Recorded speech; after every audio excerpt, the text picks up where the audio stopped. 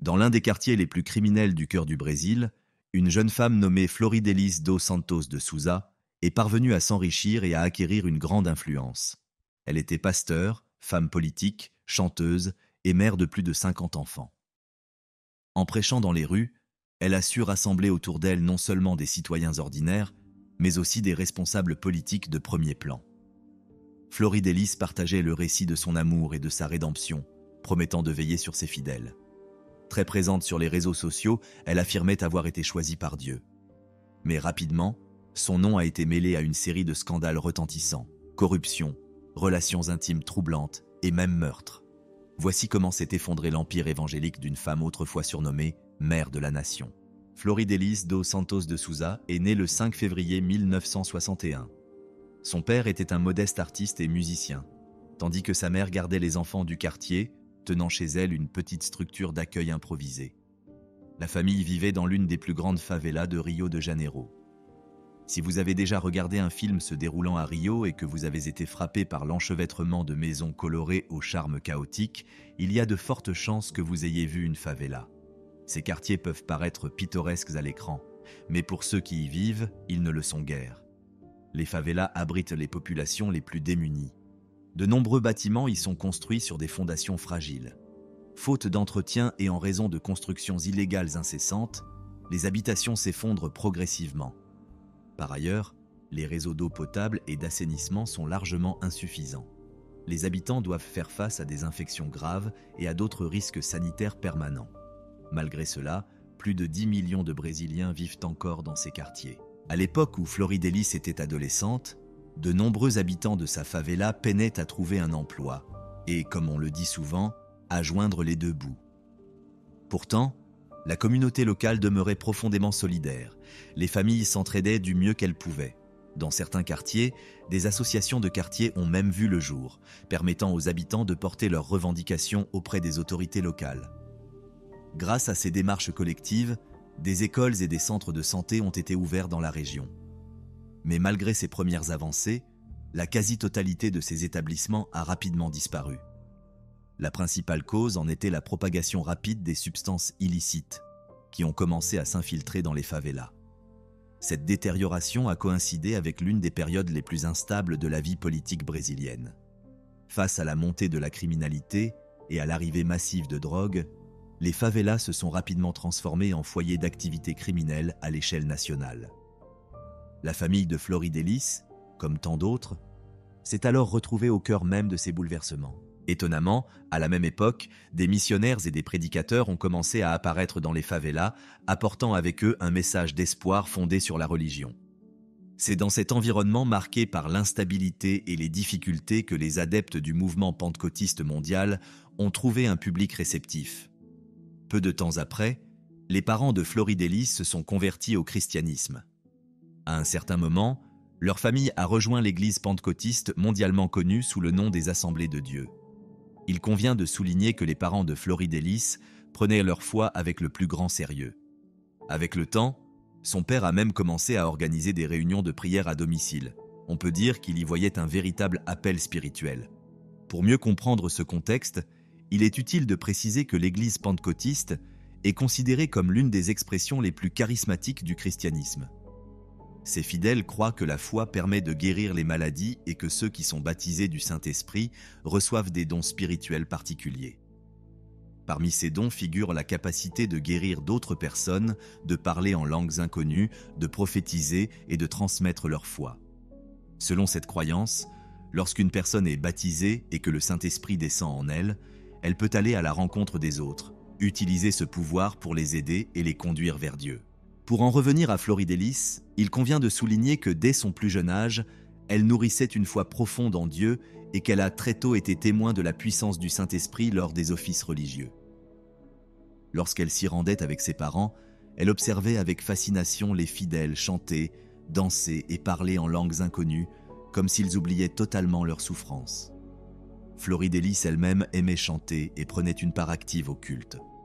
On disait qu'elle possédait un véritable don, ce qui lui valait d'être régulièrement invitée à s'avancer pour diriger les chants aux côtés des pasteurs.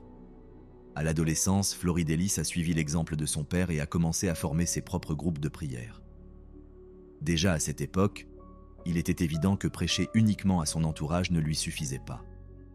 Malgré son jeune âge, elle était profondément convaincue qu'elle pouvait toucher un public bien plus large. Et c'est peut-être ce sentiment précoce d'élection et de mission particulière qui a influencé de manière décisive le cours de sa vie. Poussée par un profond sentiment de vocation, Floridélis s'est engagée dans l'évangélisation. Malgré son jeune âge et sa frêle silhouette, elle n'hésitait pas à s'aventurer dans les zones les plus dangereuses et les plus obscures des favelas. Elle allait à la rencontre de criminels notoires pour leur parler de foi, de rédemption et de délivrance divine. Et, pour une raison difficile à expliquer, ils l'écoutaient. À l'âge de 14 ans, la vie de Floridélis a été bouleversée pour la première fois. Son père et son frère ont perdu la vie dans un accident de voiture. Dès lors, elle s'est retrouvée seule avec sa mère. Pourtant, cette épreuve douloureuse n'a pas ébranlé sa foi. Au contraire, la spiritualité de Floridélis s'est encore intensifiée. Peu à peu, elle a réussi à convaincre sa mère de s'impliquer à ses côtés dans sa mission. Ensemble, elles ont loué une petite échoppe où elles ont commencé à vendre des sermons aux personnes que Floridélis avait réussi à convertir. Il ne fait aucun doute qu'à cette époque déjà, Floridélis faisait preuve d'un charisme et d'une ferveur exceptionnelle en tant que dirigeante. Beaucoup considéraient ses paroles comme inspirantes et porteuses de sens, si bien qu'au fil du temps, le nombre de ses fidèles n'a cessé d'augmenter. Toutefois, malgré son engagement total envers sa foi, elle a dû lutter pour assurer sa subsistance. À l'âge de 20 ans, Floridélis a épousé un homme dont on sait peu de choses.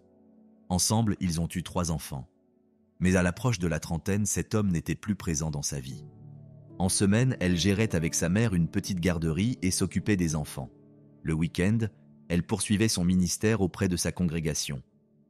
À cette période, ses sermons prenaient un tour plus personnel. Elle y évoquait de plus en plus son propre vécu et les visions qu'elle disait recevoir du Seigneur lui-même. Face à la progression continue de la criminalité dans les favelas de Rio, Floridélis a ressenti un besoin impérieux d'agir. Elle a réuni un groupe de ses fidèles et s'est rendue avec eux dans les quartiers les plus dangereux dans l'espoir de ramener les adolescents égarés sur le chemin de la lumière. Contre toute attente, sa démarche portait ses fruits. À plusieurs reprises, ses paroles ont désarmé même les criminels les plus endurcis. Floridélis relatait ensuite ces épisodes à sa congrégation, renforçant ainsi son aura auprès des fidèles. L'un de ces récits reste particulièrement frappant. Un soir, rapporte-t-elle, elle s'est retrouvée face à face avec l'un des trafiquants de drogue les plus redoutés du quartier. Il n'était pas seul. Un groupe de ces hommes l'entourait, et dès que Floridélis s'est approchée, ils l'ont encerclée. Mais malgré le danger manifeste, elle ne recula pas. Au contraire, selon ses propres termes, elle leur déclara « Si mon Dieu le veut, il vous frappera de lèpre sur le champ. Vos nez tomberont et vous ne pourrez plus rien contre moi. » Toujours selon son témoignage, les hommes se seraient alors écartés en silence et l'auraient laissé partir.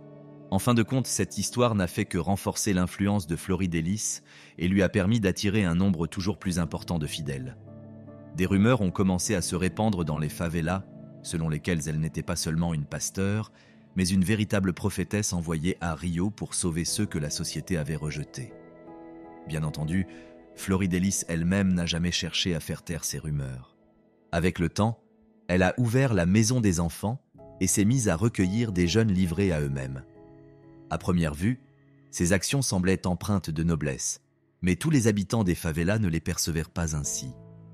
Le principal reproche venait du fait que tous les enfants accueillis n'étaient pas des sans-abri, des orphelins ou des fugueurs.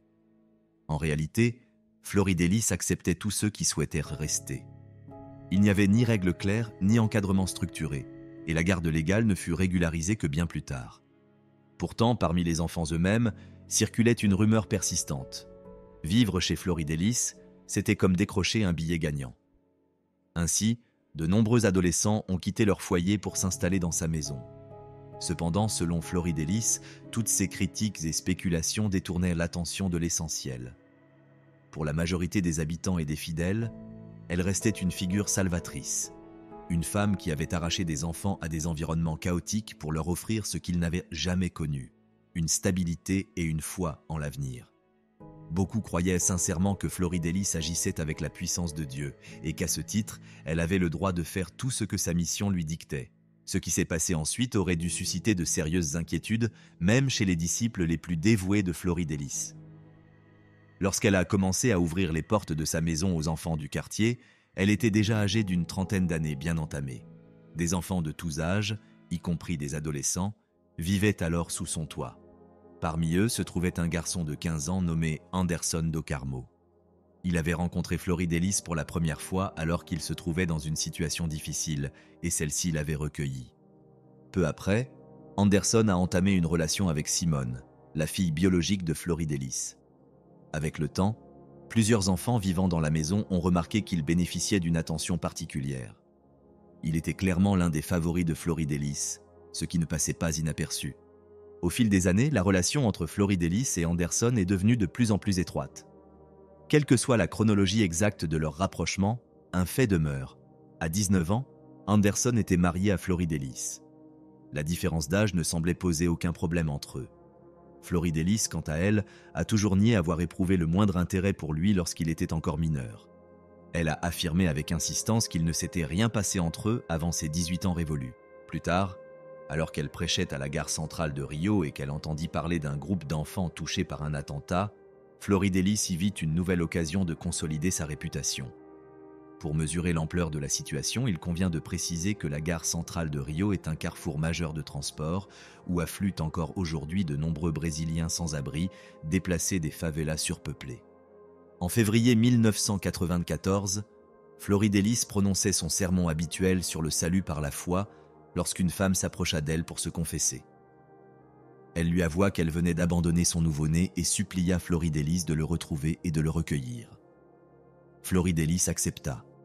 Ensemble, elles retournèrent à l'endroit où le nourrisson avait été laissé, et l'enfant s'y trouvait toujours. Floridélis le prit dans ses bras et le ramena chez elle. Quelques jours plus tard, la même femme réapparut sur le pas de sa porte, mais cette fois, elle n'était pas seule. Elle était accompagnée d'autres femmes et enfants en détresse. Ils étaient au total 37, dont 14 nourrissons. La femme expliqua que ses enfants avaient survécu à une attaque récente, au cours de laquelle des policiers corrompus avaient assassiné leurs parents, les laissant sans ressources. À cette époque, Floridélis s'occupait déjà d'un grand nombre d'enfants et vivait avec Anderson dans un petit appartement d'une seule pièce. Pourtant, cela ne les empêcha pas de prendre la décision d'accueillir tous ces enfants chez eux. Bien sûr, il serait difficile encore aujourd'hui de trouver un acte plus noble que celui de sauver autant d'enfants menacés par la faim.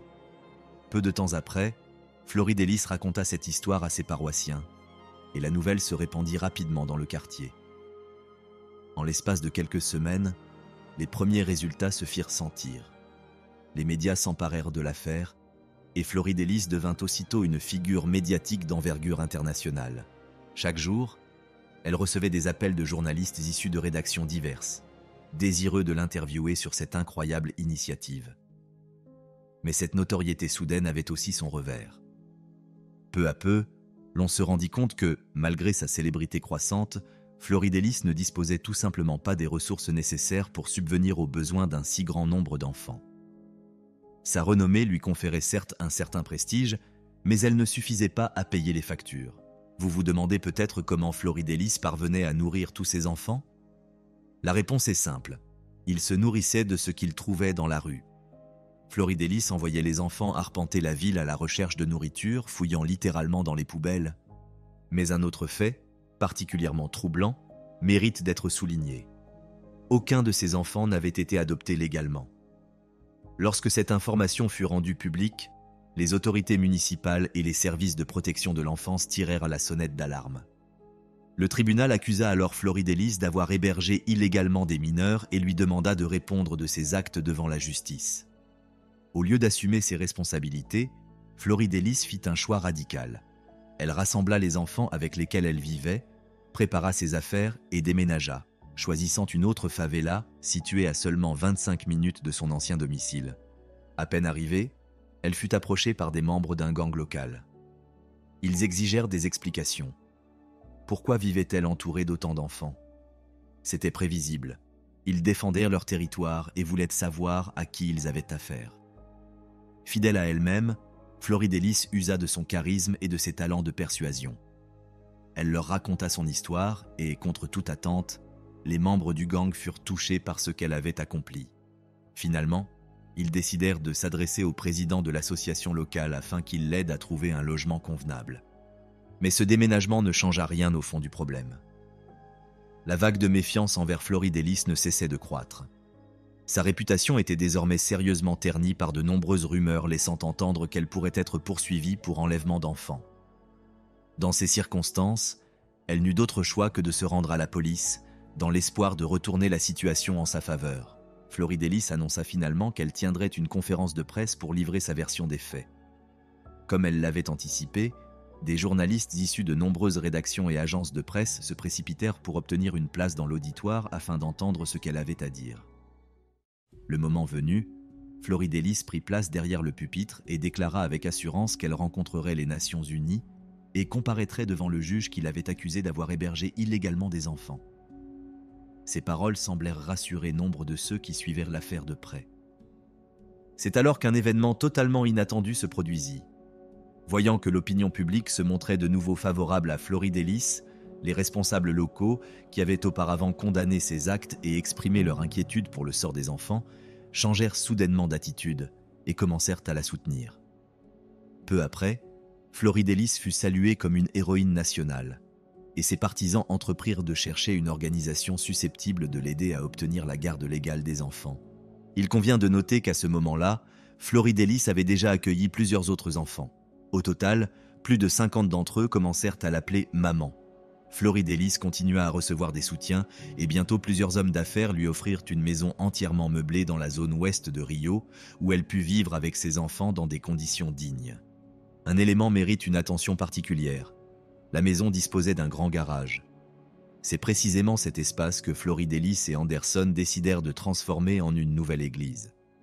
Dans le même temps, ils eurent l'idée d'introduire la dîme, c'est-à-dire, selon la tradition pentecôtiste, le versement du 10e des revenus des fidèles au profit de la communauté. Cette pratique, généralement répandue, repose sur la croyance que tout membre de l'Église désireux d'accéder au royaume céleste doit s'en acquitter régulièrement. Au fil du temps, les cultes religieux devinrent très lucratifs, et la publicité négative autour de l'histoire des enfants se transforma soudainement en une formidable opportunité pour Floridelis. Grâce aux revenus réguliers issus de la dîme, elle et Anderson parvinrent à économiser suffisamment pour construire leur propre église sur le terrain d'un ancien dépôt de bus désaffecté. La réputation de Floridelis étant déjà bien établie, la nouvelle congrégation connut un succès immédiat. Selon la rumeur, plus de 5000 personnes assistaient chaque semaine à ses sermons.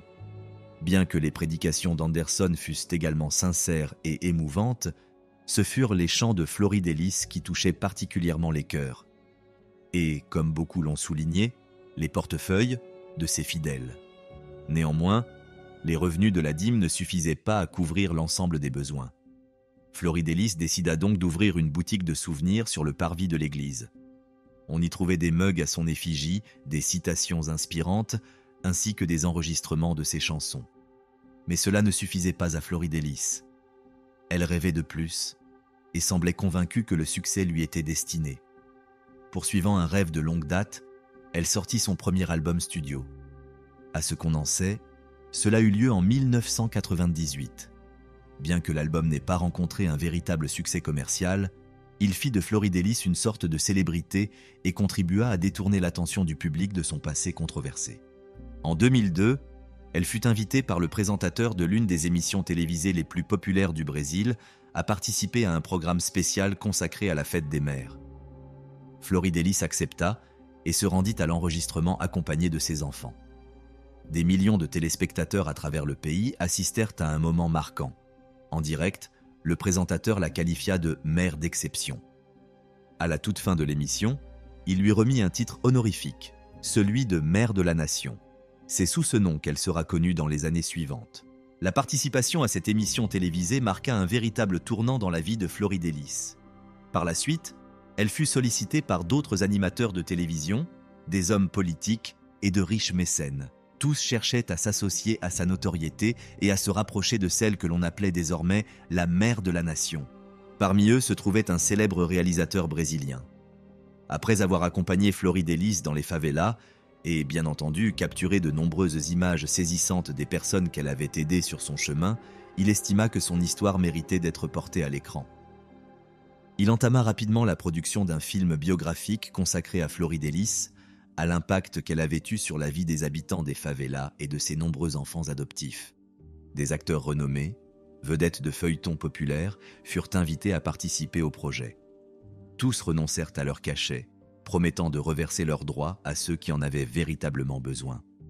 Le film, intitulé Floridelis, un mot suffit pour faire la différence, fut présenté en 2009 dans le cadre du Festival international du film de Rio. Après être devenue une star, Floridelis apparut à la première du film et foula le tapis rouge au bras de son mari, comme on s'y attendait. Mais, à l'image de son premier album, cette nouvelle notoriété ne se traduisit pas par les revenus espérés. Le film fut un échec commercial. Néanmoins, tout ne fut pas perdu. Ce projet renforça son image de personnalité médiatique et quelques mois plus tard, elle signa un contrat avec une grande maison de disques. Au cours des 10 années suivantes, Floridelis sortit 5 albums comportant des chansons sur l'amour, la foi et la rédemption. Il est important de noter que ces albums rencontrèrent un succès bien plus large que ses premières œuvres. Certaines de ces chansons sont encore chantées dans les églises pentecôtistes à travers le Brésil. En parallèle de sa carrière musicale, Floridelis étendit activement son empire religieux. Elle ouvrit 8 nouvelles antennes de son église, ce qui fit augmenter les revenus de la dîme de façon exponentielle. Finalement, en tant que pasteur de 9 églises, Floridelis et Anderson commencèrent à mener une vie de grand confort. Selon les informations disponibles, leur revenu mensuel avoisinait les $20 000. À titre de comparaison, le salaire moyen d'un Brésilien à cette époque ne dépassait pas $500. Floridelis portait des vêtements de luxe, voyageait en classe affaires et vivait dans une résidence sécurisée et huppée. Mais à un moment donné, sa vie prit une tournure si rapide et chaotique que beaucoup affirmèrent par la suite que tout cela semblait tout simplement trop incroyable pour être vrai. En 2004, bien avant la sortie du film, Floridelis tenta de briguer un siège au conseil municipal de Rio de Janeiro. Sa candidature échoua à l'époque. Toutefois, désormais forte d'une notoriété bien ancrée, elle décida de retenter sa chance. En 2016, Floridelis se présenta de nouveau, cette fois pour la mairie de l'un des quartiers du sud-ouest de Rio. Mais là encore, elle ne parvint pas à recueillir un nombre suffisant de voix. À la suite de cet échec, elle renonça à l'idée d'un mandat local et orienta ses ambitions vers un objectif plus élevé: obtenir un poste au sein du gouvernement fédéral. En 2018, Floridelis se porte candidate à la Chambre des députés de l'État de Rio de Janeiro. Sur le plan institutionnel, ce rôle pourrait être comparé à celui d'un représentant au sein d'un parlement d'État aux États-Unis. Elle mena une campagne électorale particulièrement active, prononçant parfois 2, voire 4 discours publics par jour. Et il faut reconnaître que cette fois-ci, sa réputation joua un rôle déterminant. En d'autres termes, après 4 mois de lutte acharnée, Floridelis remporta une victoire éclatante. Dès février 2019, elle prêta officiellement serment et entra en fonction, promettant de servir sa communauté. À l'époque, elle déclara être comblée de bonheur. Selon ses propres mots, elle avait accompli quelque chose qu'elle n'aurait même jamais osé rêver auparavant. À partir de ce moment, Floridelis fut reconnue comme prédicatrice, chanteuse, mère de la nation et désormais femme politique. Et, comme dans toutes ses entreprises précédentes, elle connut également le succès dans ce nouveau rôle. Elle voyageait à bord de jets privés, participait à des réunions officielles et, à l'instar de nombreux évangélistes brésiliens, elle affichait fièrement son soutien au président de l'époque, Jair Messias Bolsonaro. Cependant, cette ascension fulgurante fut de courte durée. Floridelis allait bientôt laisser dans l'histoire contemporaine du Brésil une empreinte à la fois retentissante et profondément controversée. Le 15 juin 2019, la journée commença comme n'importe quelle autre pour Floridelis et Anderson. Elle avait alors 58 ans, lui 42. Malgré cette différence d'âge notable, beaucoup considéraient leur mariage comme exemplaire. Mais, comme c'est souvent le cas, derrière les portes closes, tout n'était pas aussi harmonieux qu'il n'y paraissait. Pendant de nombreuses années, Anderson joua le rôle de gestionnaire personnel de Floridelis. Il était respecté en tant que pasteur charismatique, capable de convertir des fidèles en un seul sermon. Toutefois, certains estimaient que ce succès s'accompagnait d'un ego démesuré. Anderson appréciait sans doute autant que Floridelis d'être sous les projecteurs. Après l'élection de cette dernière à une fonction politique, il commença à apparaître régulièrement à ses réunions et allait même jusqu'à s'exprimer en son nom, y compris sur des sujets directement liés à ses responsabilités. Par ailleurs, c'était Anderson qui supervisait absolument tout: le fonctionnement des églises, l'éducation des enfants et surtout la gestion des finances familiales. Et bien sûr, ce qui agaçait le plus Floridelis, c'était de devoir demander la permission à son mari pour dépenser ne serait-ce qu'une partie de l'argent qu'ils gagnaient ensemble. En tout cas, il n'était nullement question de divorce ou de séparation. Floridelis était une femme profondément croyante et au sein de l'église pentecôtiste, le divorce était considéré comme une issue hautement indésirable. En d'autres termes, elle ne voulait pas qu'un scandale vienne ternir sa réputation. Dans ce contexte, Floridelis estima qu'il lui revenait d'assumer la responsabilité de la situation dans laquelle se trouvait leur famille. Convaincue qu'il était urgent de raviver l'intimité perdue, elle proposa à Anderson de faire une promenade sur la célèbre promenade de Copacabana. Curieusement, cela sembla fonctionner. Vers 2 heures du matin, après une marche tranquille le long de la plage et une collation achetée auprès d'un vendeur ambulant, ils se dirigèrent vers leur voiture. À les entendre, cette nuit les avait véritablement rapprochés. Finalement, les 2 pasteurs, apparemment très pieux, firent l'amour sur le capot du véhicule. Quelque temps plus tard, évoquant cette nuit, Floridelis déclara qu'en rentrant chez eux, 2 motards commencèrent à les suivre. Selon elle, Anderson les remarqua aussitôt et accéléra pour tenter de les semer. À un moment donné, la manœuvre sembla réussir et ils rentrèrent chez eux sains et saufs. Floridelis entra directement dans la maison pour s'assurer que les enfants allèrent bien, tandis qu'Anderson resta dehors, près de la voiture, pour vérifier qu'ils n'étaient plus suivis. Elle raconte qu'à peine avait-elle franchi le seuil que le silence de la nuit fut soudainement brisé par une rafale de coups de feu. Elle tenta de ressortir précipitamment pour voir ce qui s'était passé, mais l'un de ses fils adoptifs l'arrêta sur le pas de la porte. Il lui dit qu'il valait mieux qu'elle ne voie pas la scène. Il s'avéra qu'alors qu'Anderson était seul en train de garer la voiture, il fut criblé d'environ 30 balles. La grande majorité des blessures furent localisées dans la partie inférieure du corps, notamment dans la région de l'aine. Peu après, 2 de ses fils adoptifs le transportèrent d'urgence à l'hôpital, mais il était malheureusement trop tard. Au matin, l'agression dont fut victime Anderson faisait déjà la une des journaux. Beaucoup crurent d'abord qu'il s'agissait d'une tentative d'assassinat à motivation politique. On supposa que la véritable cible était Floridelis, mais comme elle avait eu le temps de rentrer dans la maison, les assaillants s'étaient rabattus sur son mari. Accablé de chagrin, Floridelis organisa une veillée de prière dans l'une de ses églises. Cette pratique ascétique consiste à prier sans interruption durant la nuit, afin de se repentir et de se purifier spirituellement. Parallèlement, la police ouvrit une enquête officielle. Les forces de l'ordre commencèrent par analyser les images des caméras de vidéosurveillance installées aussi bien dans le lotissement sécurisé que sur les routes menant au domicile du couple. Très vite, des incohérences apparurent. Aucun motard suspect, ni quiconque d'autre, n'avait été aperçu sur les enregistrements. De plus, bien que la maison fût équipée de caméras, celles-ci étaient toutes dirigées vers l'intérieur de la propriété. Un détail pour le moins étrange. L'attaque elle-même n'avait donc pas été filmée. En revanche, les caméras captèrent un fait troublant. Un quart d'heure avant l'agression, un taxi s'arrêta devant la maison. L'un des fils adoptifs de Floridelis en sortit précipitamment, entra brièvement dans la maison, puis remonta dans le véhicule avant de repartir. Dans un premier temps, la police ne put établir de lien direct entre cet événement et la fusillade. Mais il devint rapidement évident que les déclarations de Floridelis ne correspondaient pas aux images capturées. Cela incite les enquêteurs à examiner de plus près les autres occupants de la maison. Tous furent interrogés, et si l'on pouvait s'attendre à ce que certains enfants aient eu un passé judiciaire, les résultats révélèrent tout autre chose. La majorité des infractions constatées remontaient seulement à quelques mois avant le drame. Ce constat porta un coup sérieux à l'image que Floridelis avait patiemment façonnée, celle d'une famille vivant selon des principes chrétiens, unis dans la foi et la crainte de Dieu. Quelque temps plus tard, la police décida d'interroger un jeune homme qui s'était rendu en voiture au domicile peu avant l'agression d'Anderson. Il s'appelait Lucas. C'était l'un des adolescents recueillis dans la rue puis adoptés par Floridelis. Une vérification d'identité révéla que Lucas faisait l'objet d'un mandat d'arrêt pour trafic de substances illicites.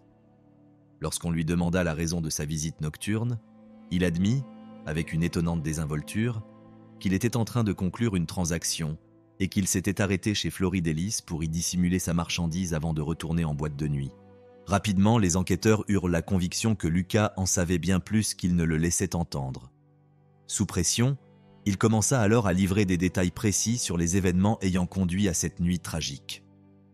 Selon ses déclarations, environ une semaine avant les faits, il s'était rendu dans une favela voisine pour acheter des armes à la demande de Flavio, 38 ans, un autre fils adoptif de Floridélis.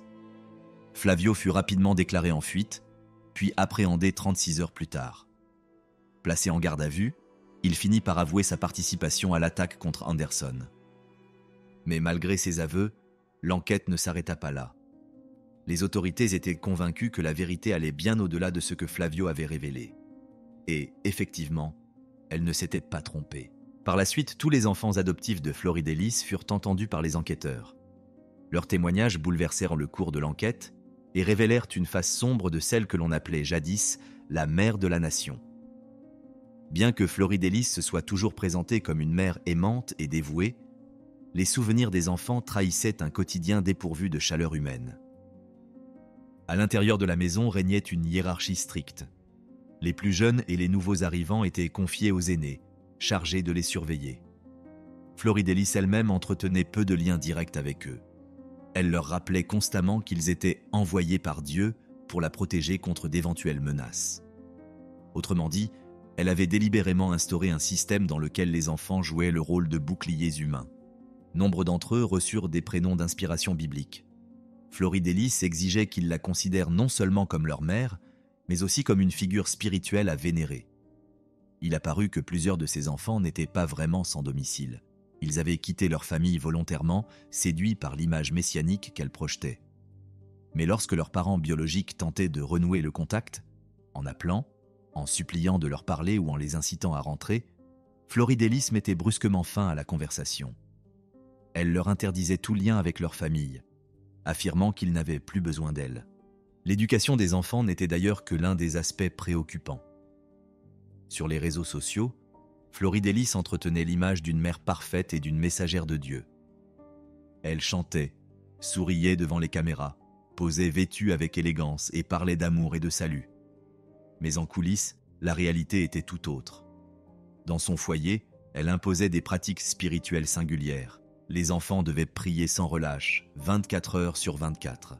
Et si l'un d'eux manquait à cette règle, il était enfermé pendant 21 jours, prétendument pour se purifier. Lorsque les enquêteurs lui demandèrent pourquoi de telles pratiques n'avaient aucun fondement dans les textes sacrés, Floridélis répondit, imperturbable, que Dieu lui-même les lui avait révélées. Quoi qu'il en soit, tout cela ne constituait qu'un prélude à l'événement central, l'attaque contre Anderson. De nombreux enfants adoptifs de Floridélis avaient chacun joué un rôle spécifique, apportant leur propre pièce à un puzzle qui permit, au final, de reconstituer l'enchaînement complet des faits ayant conduit à cette nuit fatidique. Il s'est avéré que le complot visant Anderson avait été amorcé 1 an avant la tragédie. Plusieurs enfants y avaient participé. Ils avaient d'abord tenté de l'empoisonner en ajoutant de l'arsenic à sa nourriture. En conséquence, l'homme fut hospitalisé à 6 reprises. À chaque fois, les médecins luttèrent pour le maintenir en vie, et à chaque fois, il survécut contre toute attente. La police chercha bien évidemment à comprendre pourquoi les enfants voulaient se débarrasser d'Anderson. La réponse fut aussi inattendue que troublante. Selon leurs déclarations, c'est Floridélis elle-même qui leur avait demandé de passer à l'acte. D'après les enfants, elle s'était, avec le temps, montrée de plus en plus amère et irascible. Ce qui la tourmentait particulièrement, c'était le contrôle absolu qu'Anderson exerçait sur les finances du foyer et sur son emploi du temps personnel. En réalité, tout ce qu'elle entreprenait devait d'abord obtenir son approbation. Année après année, le pouvoir d'Anderson s'était étendu, non seulement à la maison, mais aussi au sein de l'Église et dans la sphère publique. Floridélis, qui avait initialement vu en lui un pilier et un allié sur le chemin de la célébrité, le voyait désormais s'imposer comme une figure centrale, au point de capter davantage d'attention qu'elle-même. À un certain moment, Floridélis atteignit un point de rupture. Elle considérait qu'elle avait travaillé trop dur et sacrifié trop de choses pour remettre ainsi les rênes de son empire entre les mains d'un autre. Elle prit alors une décision radicale, reprendre le contrôle. Pour ce faire, elle mobilisa ses enfants, ceux qu'elle qualifiait de messagers de Dieu. afin qu'il veille à défendre ses intérêts. Interrogée par la police, Floridelis nia catégoriquement toute implication dans l'agression. Elle affirma qu'elle aimait sincèrement Anderson et qu'elle n'avait aucune raison de vouloir sa mort. Pourtant, celle qui par le passé avait toujours cherché à protéger ses enfants se montrait désormais prête à les accuser de tous les péchés imaginables. Floridelis déclara qu'elle avait depuis longtemps soupçonné que ses enfants nourrissaient de la rancœur envers Anderson. Selon elle, cela aurait commencé lorsqu'ils auraient découvert une correspondance entre lui et une autre femme. Elle ajouta qu'elle pensait pouvoir gérer la situation en leur parlant calmement, leur expliquant que de telles pensées étaient inacceptables. Cependant, cette version est en totale contradiction avec les témoignages des enfants, bien plus cohérents et circonstanciés. Ils se souviennent que Floridelis répétait que Anderson devait mourir, car il s'était dressé contre la volonté de Dieu. Et lorsque la tentative d'empoisonnement échoua, elle leur aurait dit sans détour « Nous devrons le tuer ». Les enquêteurs s'intéressèrent également à un autre mobile potentiel, une nouvelle relation amoureuse qu'entretenait Floridelis. Peu avant l'attaque, elle aurait noué des liens sentimentaux avec l'un de ses fils adoptifs, un certain Luciano. Celui-ci était perçu comme son favori. Floridelis semblait le considérer comme le successeur naturel d'Anderson, tant sur le plan personnel que spirituel et organisationnel. Dans les 6 jours qui suivirent la mort d'Anderson, la police arrêta 6 autres enfants adoptifs du couple. L'arrestation de Floridelis elle-même s'avéra bien plus complexe. En tant que députée, elle bénéficiait de l'immunité parlementaire, ce qui la protégeait temporairement de toute poursuite judiciaire. Cela n'empêcha pas les médias de couvrir l'affaire avec intensité. Très vite, l'opinion publique changea, et la majorité de ses partisans lui tournèrent le dos. Environ 6 mois après l'attentat contre Anderson, l'empire religieux de Floridelis s'effondra à grande vitesse. À l'exception d'une seule, toutes ces églises furent contraintes de fermer leurs portes. Désormais, moins d'une centaine de fidèles assistaient encore à ses sermons. Malgré cette chute brutale, Floridelis continua d'alimenter ses réseaux sociaux, y partageant des messages sur sa douleur et la difficulté qu'elle éprouvait à surmonter la perte de son mari. Mais l'épreuve la plus redoutable était encore à venir.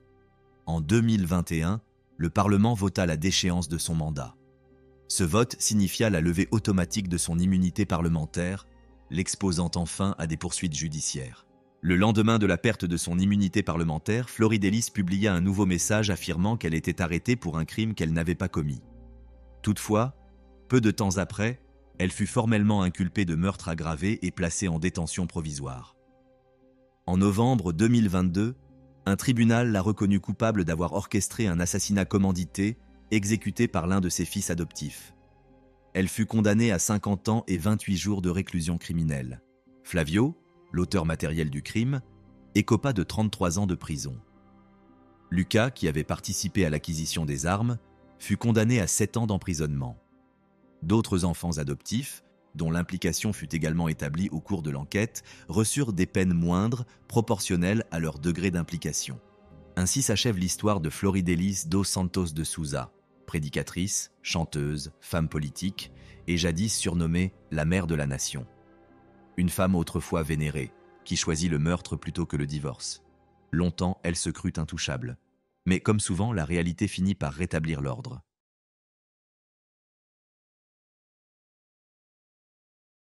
Cette affaire s'est déroulée aux États-Unis d'Amérique. Ada Quadros Fernandez est née le 13 septembre 1977 dans la grande ville côtière de Chimbote, située dans le département d'Ancash, au Pérou. Elle est l'aînée de Victor Quadros Reyes, vétérinaire de profession, et de son épouse, Luz Fernandez, enseignante. Dès son plus jeune âge, Ada s'est distinguée par son sérieux et ses excellents résultats scolaires, devenant un véritable modèle pour son entourage. Elle a maintes fois démontré l'étendue de ses connaissances et remporté les Olympiades de son établissement. Comme elle l'a raconté bien des années plus tard, elle aimait, durant son enfance, passer du temps avec ses jeunes sœurs à la ferme de ses grands-parents, en contact étroit avec la nature et les animaux. Cette période, empreinte de liberté et de joie simple, fut sans doute la plus insouciante de sa vie. Bien que la famille d'Ada ne fût pas considérée comme pauvre selon les critères locaux, les ressources financières restaient limitées et l'argent manquait souvent. C'est pourquoi, à l'adolescence, la jeune fille chercha divers moyens de soutenir ses parents. Avec l'une de ses sœurs et une amie, elle forma un petit groupe qui gagnait un peu d'argent en divertissant les enfants lors de différents événements. Après avoir obtenu son diplôme de fin d'études secondaires avec mention, Ada intégra l'université pour y suivre des études de droit. Cependant, à son grand regret, elle fut contrainte d'interrompre sa formation, faute de moyens financiers, et dut renoncer à son rêve de poursuivre un enseignement supérieur. Malgré les difficultés, la jeune fille nourrissait une profonde volonté de changer de vie, de réussir et de venir en aide à sa famille. Animée par cet espoir, elle décida de tenter sa chance en postulant à la loterie annuelle organisée par les autorités des États-Unis d'Amérique, permettant à un certain nombre de candidats d'obtenir un visa par tirage au sort. Comme de nombreux jeunes péruviens, et plus largement, beaucoup de jeunes originaires d'Amérique latine, Ada voyait les États-Unis comme une terre d'opportunités, un pays où elle pourrait améliorer ses conditions de vie. Résolue à partir, elle aspirait à trouver un emploi stable, un revenu digne et un avenir meilleur pour elle-même et pour ses proches. Ses parents, ainsi que ses frères et sœurs, partagèrent sa joie et son enthousiasme. Ils vendirent certains de leurs biens et firent tout leur possible pour réunir les fonds nécessaires à son départ. La destination d'Ada était l'État du Texas, où plusieurs membres de sa famille s'étaient déjà installés depuis longtemps. C'est chez eux qu'elle allait être hébergée à son arrivée, pour la première fois sur le sol américain. Au début de l'année 2004, Ada effectua enfin le déménagement tant espéré. Comme beaucoup de jeunes dans une situation comparable, elle débuta sa vie professionnelle aux États-Unis dans le secteur des services. Après un certain temps, elle changea d'emploi et obtint un poste au sein d'une entreprise spécialisée dans le placement de nourrices. C'est dans ce contexte qu'en exerçant cette nouvelle activité, Ada fit la connaissance de la famille Lazarzik, une famille aisée. Celle-ci était composée de Michael, que tout le monde appelait Mike, de son épouse Renée, de leur fille aînée Alicia, ainsi que de jeunes jumeaux prénommés Ryan et Kyle. Mike et Renée étaient originaires du comté de Collin, dans l'État du Texas, et, à l'époque des faits, ils résidaient dans la ville de McKinney. Peu après leur mariage, Renée tomba enceinte de leur première fille, Alicia. Environ 4 mois après la naissance de cette dernière, elle découvrit qu'elle attendait de nouveau un enfant. Cette fois-ci, il s'agissait de jumeaux, Ryan et Kyle. La famille Lazarchik recherchait une nourrice attentionnée en qui elle pourrait avoir une confiance totale pour s'occuper des jumeaux lorsque Renée reprendrait son travail. Alicia, quant à elle, était déjà bien intégrée à la garderie qu'elle fréquentait quotidiennement où elle s'était fait de nouveaux amis. Les parents décidèrent donc qu'elle continuerait à y aller, tandis que les jumeaux resteraient à la maison sous la garde de la nourrice. Mike et Renée reçurent plusieurs candidats en entretien. L'un d'eux était Ada. Elle leur parut la plus apte à remplir la mission qu'ils souhaitaient confier. Assez jeune sans être adolescente, elle avait environ 27 ans. Elle dégageait une impression de bonne santé, semblait physiquement robuste, polie et surtout dotée d'un caractère doux et équilibré. Renée proposa alors à Ada de commencer immédiatement afin qu'elle puisse passer quelques semaines ensemble. Elle voulait lui expliquer le fonctionnement de la maison, l'emplacement des objets et les attentes précises concernant la garde des enfants. Renée comptait également lui transmettre les connaissances qu'elle avait acquises lors de ses cours de préparation à l'accouchement et de soins aux jumeaux. Cela lui permettrait aussi d'observer directement la manière dont Ada s'occupait des 2 bébés, âgés d'un peu plus d'1 an. Ada, de son côté, posa quelques conditions. Elle précisa notamment qu'elle ne pourrait pas travailler plus de 18 mois auprès de la famille. Au départ, sa présence n'était prévue que durant la journée, mais, avec le temps, les parents des jumeaux lui demandèrent de passer la nuit sur place. Ada accepta sans hésitation. À partir de ce moment-là, elle ne quittait la maison que le week-end, qu'elle passait chez ses proches. Les jours s'écoulaient sans qu'elle s'en rende compte. Mike et Renée étaient pleinement satisfaits de son travail. Ils avaient appris à l'estimer et lui faisaient confiance comme à un membre de leur propre famille. Des photos d'Ada figuraient même parmi celles affichées dans la maison. Mais avec le temps, les choses commencèrent à changer. Environ 1 an plus tard, au cours de l'été 2005, Ada informa ses employeurs que son oncle et sa tante s'apprêtaient à retourner au Pérou avant de s'envoler ensuite pour l'Allemagne. Il était évident, d'après le contexte, que la jeune femme avait l'intention de les accompagner. Tout semblait déjà organisé de son côté. Elle avait même acheté un billet d'avion pour le 29 octobre de la même année. La famille Lazarchik prit cette nouvelle très mal. Avant tout parce qu'un tel départ aurait constitué, à leurs yeux, une rupture de l'engagement initial. Toutefois, après la surprise et la déception, ils finirent par comprendre la situation. Ils demandèrent alors à Ada de rester jusqu'à ce qu'ils aient trouvé une remplaçante et lui demandèrent également de participer aux recherches. Ada accepta cette proposition. Néanmoins, à partir de ce moment-là, elle ne dormit plus dans la maison familiale. Chaque soir, elle rentrait chez ses parents et ne revenait qu'au petit matin. En raison du changement de situation et de la date imminente du départ d'Ada, les parents des jumeaux convoquèrent plusieurs nouvelles candidates à des entretiens en vue de lui trouver une remplaçante. Le 12 octobre, en journée, René téléphona à Ada pour lui demander de venir préparer des macaronis au fromage pour les enfants. La jeune femme répondit favorablement à cette demande et leur donna à manger, comme elle en avait l'habitude. Plus tard, lorsque René rentra à la maison, elle passa plus d'1 heure avec les enfants avant leur coucher. Tout semblait se dérouler comme d'ordinaire. Cependant, à 5 heures du matin, le jeudi 13 octobre, le petit Kyle se réveilla en pleurant.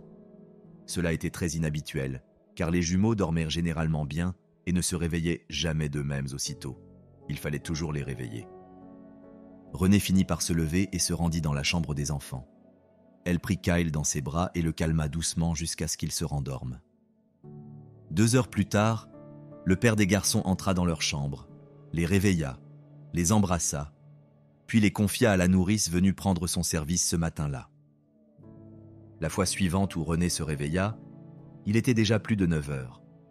Elle passa un moment avec les jumeaux, changea la couche de Ryan, leur dit au revoir, puis quitta la maison pour se rendre au travail, comme à son habitude. Les enfants allèrent bien, rien ne paraissait anormal, si ce n'est le réveil matinal inhabituel de Kyle. Mais vers 13 heures, la situation bascula brusquement. Ada, visiblement très agitée, appela les services d'urgence. La jeune femme déclara qu'un des enfants dont elle avait la charge était tombé malade. Selon ses dires, il avait cessé de respirer normalement et était devenu bleu. Le régulateur des urgences lui demanda alors d'appeler une ambulance à l'adresse indiquée et de pratiquer une réanimation cardio-pulmonaire sur l'enfant. Ada suivit scrupuleusement les instructions jusqu'à ce qu'elle entende la sirène d'un véhicule de secours approcher. Quelques instants plus tard, les ambulanciers pénétrèrent dans la maison et prirent en charge le petit Kyle. Dans le même temps, les membres de l'équipe médicale tentèrent de recueillir des informations auprès de la nourrice. En larmes, elle expliqua qu'après le déjeuner, elle avait porté Ryan jusqu'à son lit, puis qu'elle était retournée chercher son frère pour le coucher à son tour. Lorsqu'elle revint dans la pièce, Kyle était en train de vomir violemment et avait cessé de respirer. Pendant que les ambulanciers continuaient à prendre en charge le bébé, Ada téléphona à René et lui raconta ce qui s'était passé, du mieux qu'elle put. Toutefois, elle présenta à la mère des jumeaux une version légèrement différente des faits. La jeune femme expliqua qu'après avoir fait manger les enfants, elle avait sorti Kyle de sa chaise haute et, comme à son habitude, l'avait laissé au sol dans la salle de jeu avant de se rendre auprès de son frère. Mais lorsqu'elle revint dans la pièce, Kyle était déjà en train de vomir. Toujours selon Ada, elle se précipita alors dans la cuisine pour chercher un récipient afin de recueillir les vomissures. À son retour, le petit garçon était étendu au sol, inerte et glacé. Elle l'aurait aussitôt soulevé, porté jusqu'à l'évier, puis tenté d'appliquer le geste que René lui avait enseigné au cas où l'un des jumeaux cesserait de respirer. Mais cela non plus n'eut d'effet. Pendant ce temps, les ambulanciers, après avoir prodigué les premiers soins au bébé, le transportèrent immédiatement à l'hôpital le plus proche. Lorsque René rentra chez elle, l'ambulance qui emmenait son fils était déjà partie, mais des policiers se trouvaient encore sur place, comme c'est souvent le cas lorsqu'ils accompagnent les services d'urgence dans ce type de situation. René prit alors Ryan dans ses bras et demanda à Ada de les accompagner à l'hôpital. Les policiers les suivirent dans un autre véhicule. En chemin, René appela son mari, qui se trouvait déjà aux urgences. Après un premier examen, les médecins décidèrent de transférer Kyle par hélicoptère, en compagnie de ses parents, vers un hôpital pour enfants situé à Dallas. Avant leur départ, René confia Ryan à Ada et lui demanda de rentrer chez elle. Dans le même temps, elle constata que la jeune femme était en état de grande nervosité et estima qu'elle n'était probablement pas en mesure d'apporter à l'enfant l'attention dont il avait besoin. René appela alors une amie proche et lui demanda de se rendre à leur domicile afin de soutenir Ada. Peu après, Janet, l'amie de René, arriva au domicile des Lazarchik. Ada lui ouvrit la porte et l'invita à entrer. La femme, venue pour lui prêter main forte, demanda à la jeune fille de lui expliquer ce qui s'était passé. Ada lui raconta exactement la même version que celle qu'elle avait donnée un peu plus tôt à la mère de Kyle. Puis, après une brève pause dans son récit, Ada déclara en pleurant qu'elle aimait les jumeaux de tout son cœur et qu'elle ne leur ferait jamais de mal. Janet tenta de la réconforter, car tout, dans l'attitude de la jeune femme, laissait penser qu'elle était profondément bouleversée par les événements. Pendant ce temps, à l'hôpital pour enfants de Dallas, les époux Lazarchik reçurent de très mauvaises nouvelles concernant l'état de santé de leur fils. Le médecin en charge de Kyle expliqua que l'enfant souffrait de blessures particulièrement graves à la tête, ainsi que de lésions au bras et à l'épaule gauche.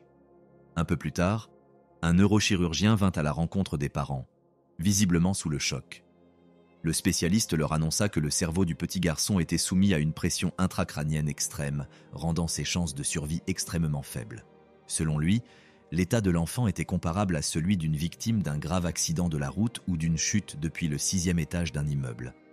En d'autres termes, tout semblait indiquer que Kyle avait été victime de maltraitance, ou plus précisément, d'un acte de violence physique infligé par un adulte.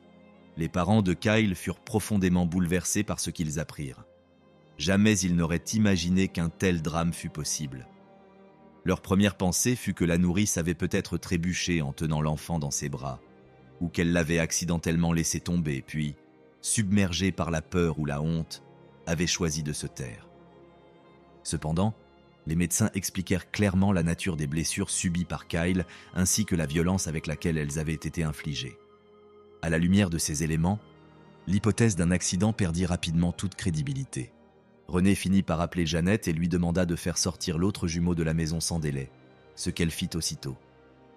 Elle retourna ensuite sur les lieux où se trouvait encore la nourrice. Ada était assise en silence près de la fenêtre et semblait parfaitement calme. Mais quelques instants plus tard, lorsqu'une voiture de police passa devant la maison, la jeune femme perdit tout contrôle. Elle s'effondra au sol en pleurs et se mit à répéter, de manière quasi incohérente, qu'elle n'avait jamais fait de mal à Kyle. La voiture de police se dirigeait effectivement vers le domicile de la famille Lazarchik. Des inspecteurs étaient dépêchés sur place afin d'interroger Ada, la personne ayant contacté les services d'urgence. Elle était également la seule adulte présente dans la maison au moment des faits.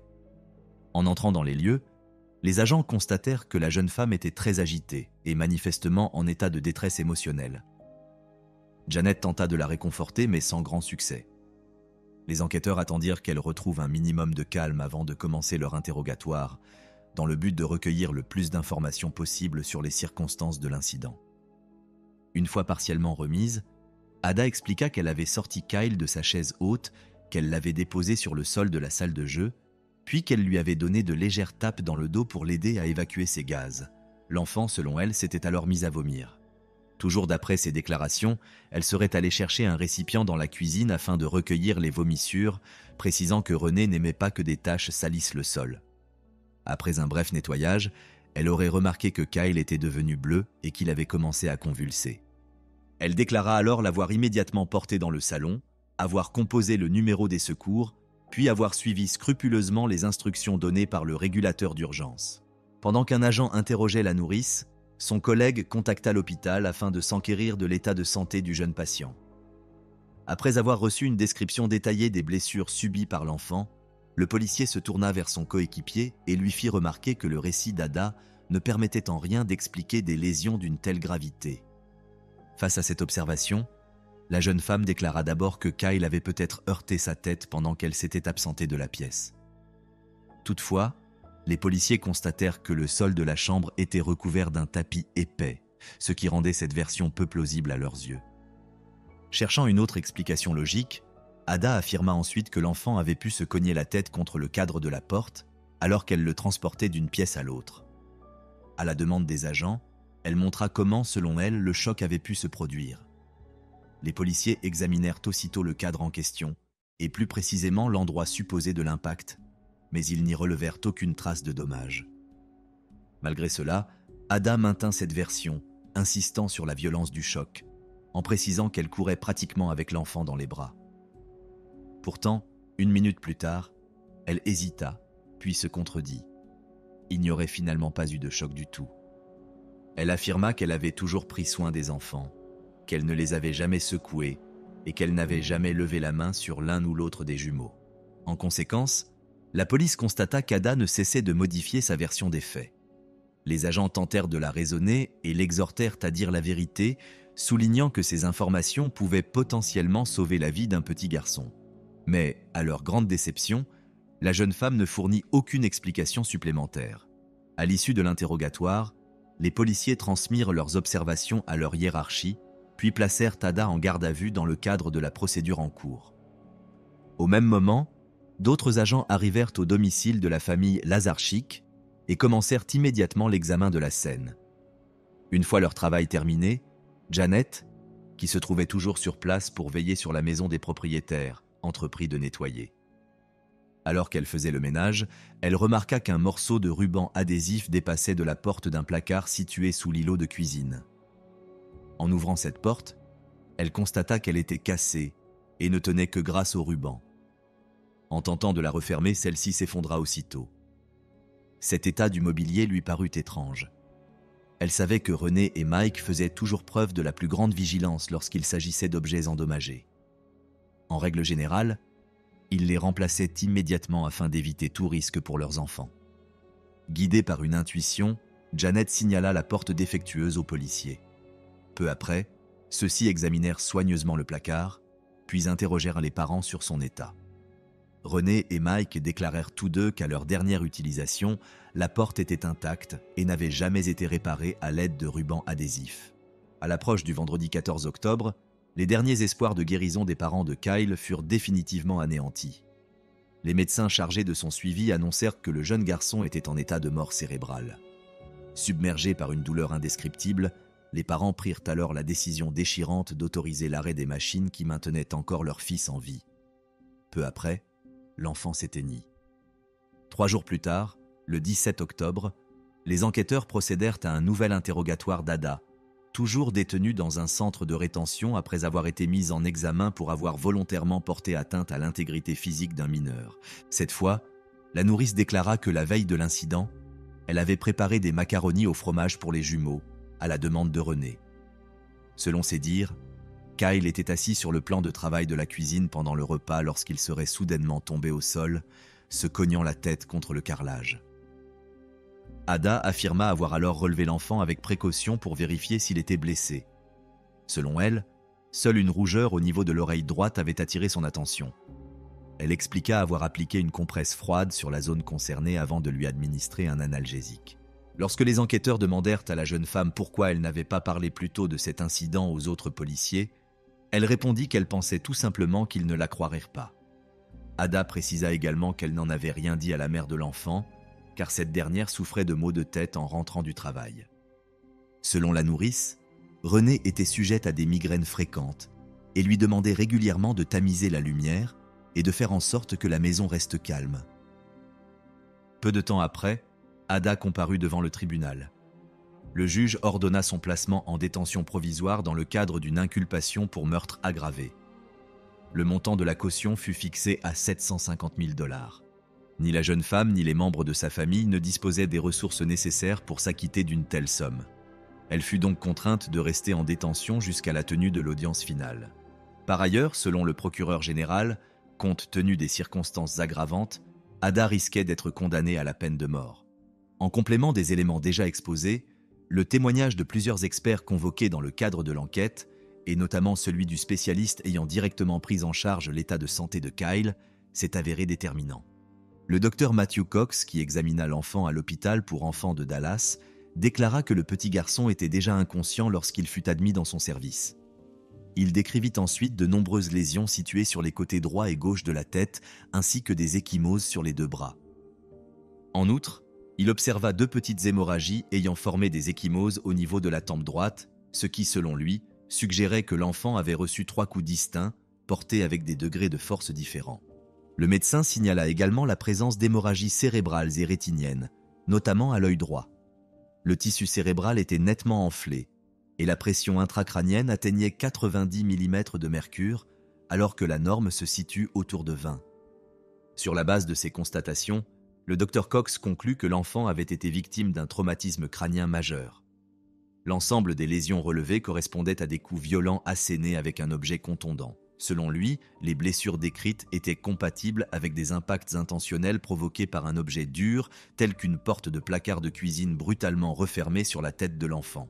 Enfin, l'expert précisa que de telles blessures ne pouvaient en aucun cas être compatibles avec une simple chute d'un plan de travail ou un choc accidentel contre un encadrement de porte. Un autre témoignage essentiel fut apporté par Kerry Quist, expert à l'Institut médico-légal de Dallas. Celui-ci avait préalablement mesuré l'écartement entre les points de fixation de la porte endommagée d'un placard de cuisine et constaté qu'il correspondait précisément à la distance séparant les blessures observées sur le crâne de Kyle. Le même spécialiste analysa également le ruban adhésif ayant servi à réparer de manière improvisée ladite porte. 2 traces d'ADN distinctes y furent relevées. L'une, nettement identifiable, appartenait à Ada. L'autre, beaucoup plus légère, n'a pu être formellement attribuée. Toutefois, les enquêteurs supposèrent qu'elle pourrait provenir de l'enfant. Après ces expertises, Mike, le père de Kyle, fut invité à témoigner à son tour. Il déclara qu'au soir du 12 octobre, son fils était en parfaite santé et que le matin du 13 octobre, il ne présentait aucune ecchymose ou trace visible de blessure à la tête. L'homme précisa qu'il avait lui-même préparé le petit déjeuner ce jour-là, ouvrant et refermant plusieurs placards pour y prendre ustensiles et aliments. Selon ses dires, toutes les portes, y compris celles qui se révéleraient plus tard endommagées, étaient alors parfaitement fonctionnelles. Il affirma que ce matin-là, toute la famille avait pris le petit déjeuner ensemble et que les enfants semblaient éveillés, dynamiques et en bonne santé. Au regard de l'ensemble des éléments réunis, il apparaît clairement que les événements ayant conduit à la mort de Kyle se sont produits à un moment où aucun autre adulte que la nourrice n'était présent dans la maison. Pendant ce temps, les 12 membres du jury s'étaient retirés de la salle d'audience afin de délibérer sur le verdict de l'affaire. Profitant de cette pause, les parents de Kyle présentèrent des photographies et des vidéos de leur fils défunt. Ils retracèrent ensuite les grandes étapes de sa courte vie, depuis sa naissance jusqu'à son dernier souffle. La quasi-totalité des personnes présentes dans la salle furent gagnées par l'émotion et versèrent des larmes. Quelques heures plus tard, le jury fit son retour et l'audience reprit. Ada Quadros Fernandez fut reconnue coupable de meurtre avec préméditation sur mineur et condamnée à la réclusion criminelle à perpétuité sans possibilité de libération conditionnelle. À l'annonce du verdict, la mère d'Ada, venue spécialement du Pérou pour assister au procès, s'écria à sa fille qu'elle la ferait sortir de prison, quoi qu'il en coûte. À partir de ce moment, les parents de la condamnée entamèrent une campagne visant à contester la décision. Ils affirmèrent que le verdict ne reposait pas sur des éléments de preuve solides, mais qu'il s'agissait, selon eux, d'un acte de discrimination raciale. Ils soutinrent également que les avocats commis d'office n'avaient pas assuré une défense suffisamment rigoureuse. Par conséquent, les proches de la jeune femme condamnée prirent la décision de faire appel à des avocats chevronnés, capables de défendre au mieux les intérêts de leur fille et d'interjeter appel. Toutefois, engager de tels professionnels supposait des ressources financières considérables. Bien que la famille d'Ada ne disposât pas de cette somme, elle refusa de se laisser décourager. Au cours des mois suivants, ses membres sollicitèrent toute forme d'aide possible, tant auprès des autorités péruviennes que de la communauté latino-américaine.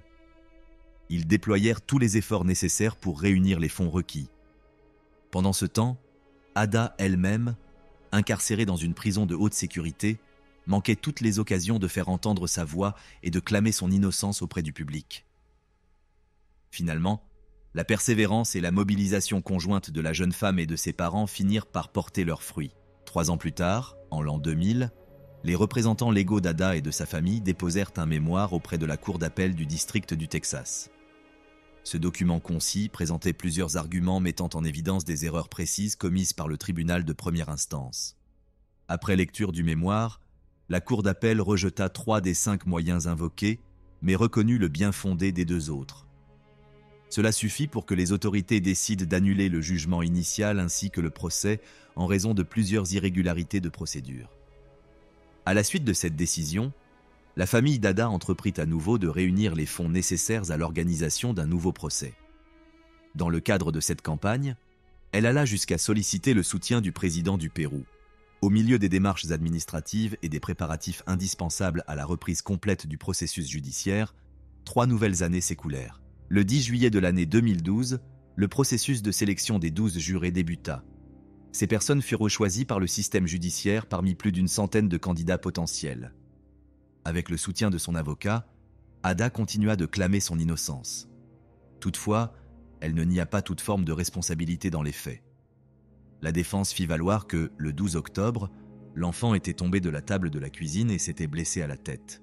Selon la même version, la blessure aurait été aggravée le lendemain, lorsqu'Ada, courant d'une pièce à l'autre avec le garçon dans les bras, aurait accidentellement heurté sa tête contre le montant latéral de l'encadrement d'une porte. Cette fois, la défense de l'accusé étaya ses arguments à l'aide du témoignage d'un expert médico-légal invité, fort de 40 années d'expérience. Ce spécialiste confirma intégralement la version présentée par la défense. Il précisa notamment que certaines des lésions constatées sur Kyle auraient pu être survenues à l'hôpital, au moment de la pose d'un cathéter destiné à évaluer l'œdème cérébral. Cependant, ces déclarations furent vivement contestées par l'accusation. Par ailleurs, la défense fit également appel au témoignage d'un employé de l'entreprise ayant fabriqué les armoires de cuisine installées dans la maison des Lazarczyk. Ce témoin présenta à la cour plusieurs hypothèses concernant les circonstances possibles de la détérioration de la porte de l'armoire. Toutefois, il n'exclut pas non plus que les faits aient pu se dérouler conformément à la version avancée par l'accusation. En fin de compte, les avocats de la défense soutinrent qu'il n'existait aucune preuve matérielle suffisamment solide pour justifier la condamnation d'Ada. Toutefois, l'accusation maintint fermement sa position, en mettant l'accent sur les conclusions des rapports médicaux, ainsi que sur les nombreuses contradictions relevées dans les déclarations successives de la jeune femme. Le moment le plus bouleversant du procès fut sans doute le témoignage déchirant du père de l'enfant décédé, qui raconta en détail les 2 derniers jours de la vie de son fils. Il tenta d'abord de décrire à la cour ce que représentait le fait de voir son enfant relié à d'innombrables tubes et appareils médicaux, maintenant artificiellement sa survie. Il évoqua ensuite le moment où tout espoir s'éteignit, avant de relater comment l'enfant fut débranché du respirateur artificiel et s'éteignit dans ses bras. À la fin du procès, la décision concernant le verdict reposait une fois de plus entre les mains des 12 membres du jury. Ils délibérèrent pendant 5 heures et demandèrent même à réécouter l'enregistrement de l'appel passé par la nourrice au service d'urgence. Finalement, ils déclarèrent une nouvelle fois Ada Quadros Fernandez, âgée de 33 ans à l'époque, coupable d'homicide volontaire sur un enfant. L'accusé fut donc à nouveau condamné à la réclusion criminelle à perpétuité sans possibilité de libération conditionnelle. Les parents d'Ada refusent toujours de croire à son implication dans la mort de l'enfant. Ils affirment qu'un tel verdict constitue un acte de discrimination raciale et restent déterminés à introduire un nouvel appel. De retour en détention, Ada intégra l'équipe de volley-ball du centre pénitentiaire. Elle apprit également le braille et remporta un concours de dessin grâce à une représentation de la Vierge Marie qu'elle décida ensuite de mettre aux enchères. En octobre 2007, les parents de Kyle engagèrent une action civile contre l'agence ayant recommandé Ada comme candidate au poste de nourrice.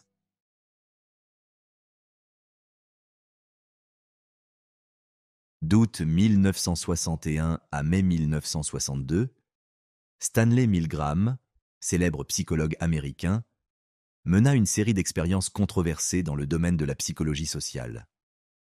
Leur objectif était de déterminer jusqu'à quel point des individus pouvaient obéir aveuglément à une autorité, même lorsque les ordres reçus allaient à l'encontre de leurs principes moraux. Pour l'une de ces expériences, Milgram recruta un groupe de 40 personnes.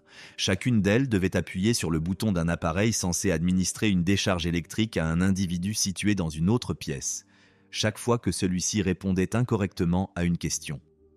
Cet individu, en réalité un comédien, simulait la douleur. Au fil de l'expérience, la majorité des participants augmentèrent progressivement l'intensité des décharges, allant jusqu'au niveau maximal, simplement parce qu'une figure d'autorité présentée comme experte les y incitait. À l'issue de l'étude, Milgram conclut que, dans un contexte d'obéissance, les individus ont tendance à se déresponsabiliser de leurs actes. Il supposa qu'en exécutant des ordres explicites, ils cessent de se percevoir comme des agents autonomes et deviennent de simples instruments au service de la volonté d'autrui. Et si le cas que je m'apprête à évoquer semble illustrer de manière exemplaire ce type de comportement, il révèle aussi comment, dans des circonstances similaires, certains ont attribué à l'obéissance des pulsions qui leur appartenaient en propre.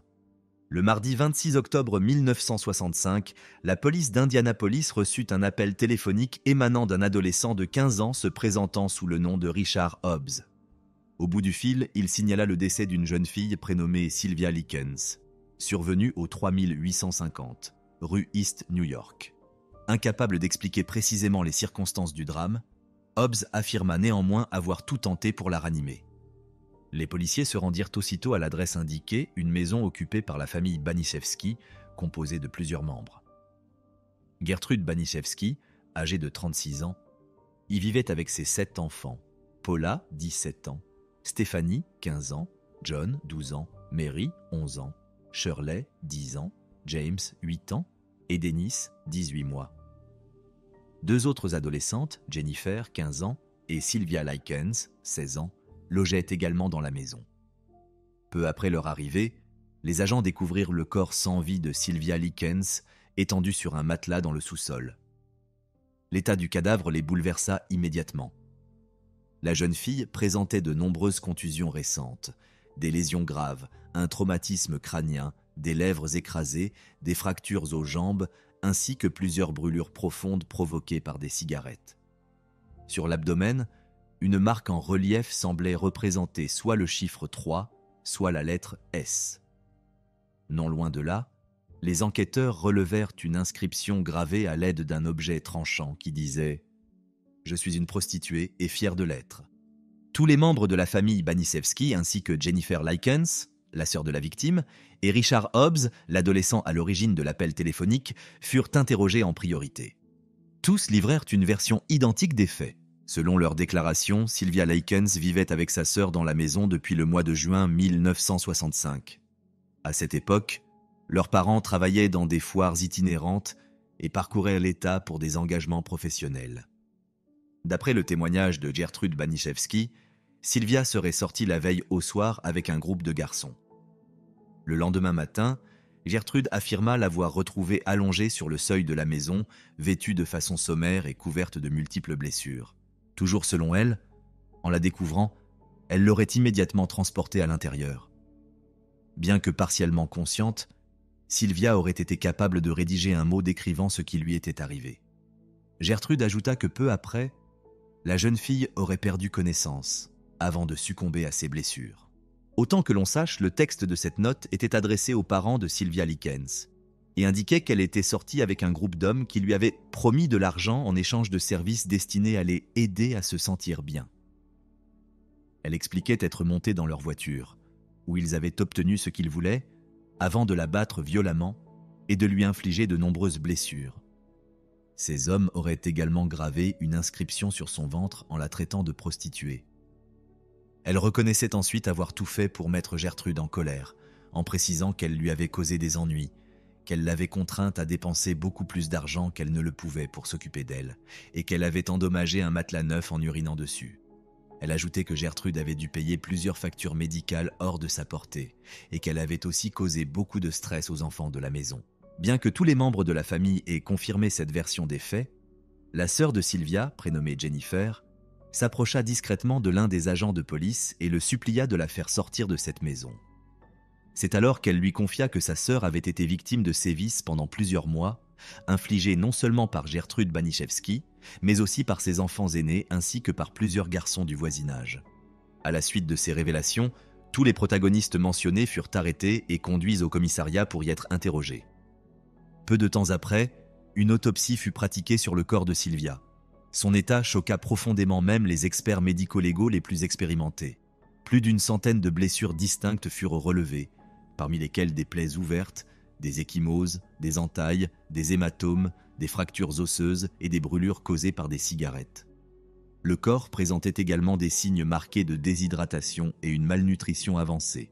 Au vu de l'ensemble de ces éléments, les spécialistes conclurent que la mort de Sylvia résultait d'une dénutrition sévère combinée à une hémorragie cérébrale provoquée par un violent coup porté à la tête, survenu environ 1 heure avant la découverte du corps par les forces de l'ordre.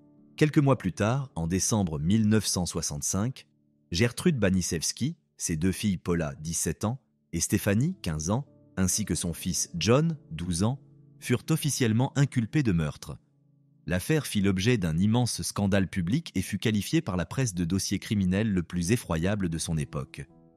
Grâce aux témoignages croisés des principaux protagonistes, des voisins et de plusieurs autres témoins, les enquêteurs parvinrent à reconstituer avec une grande précision les faits ayant conduit à la mort de Sylvia Likens.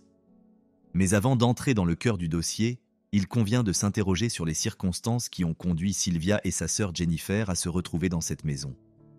Selon plusieurs rapports, Sylvia et Jennifer étaient les filles de Lester et Betty Likens, un couple marié travaillant dans les foires itinérantes et sillonnant régulièrement l'État. Durant son enfance, Jennifer fut atteinte de poliomyélite, ce qui freina la croissance de l'une de ses jambes.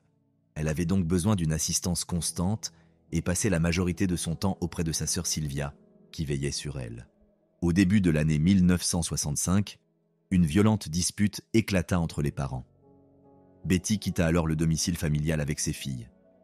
Peu de temps après, elle fut arrêtée et brièvement incarcérée. Sylvia et Jennifer se retrouvèrent livrées à elles-mêmes.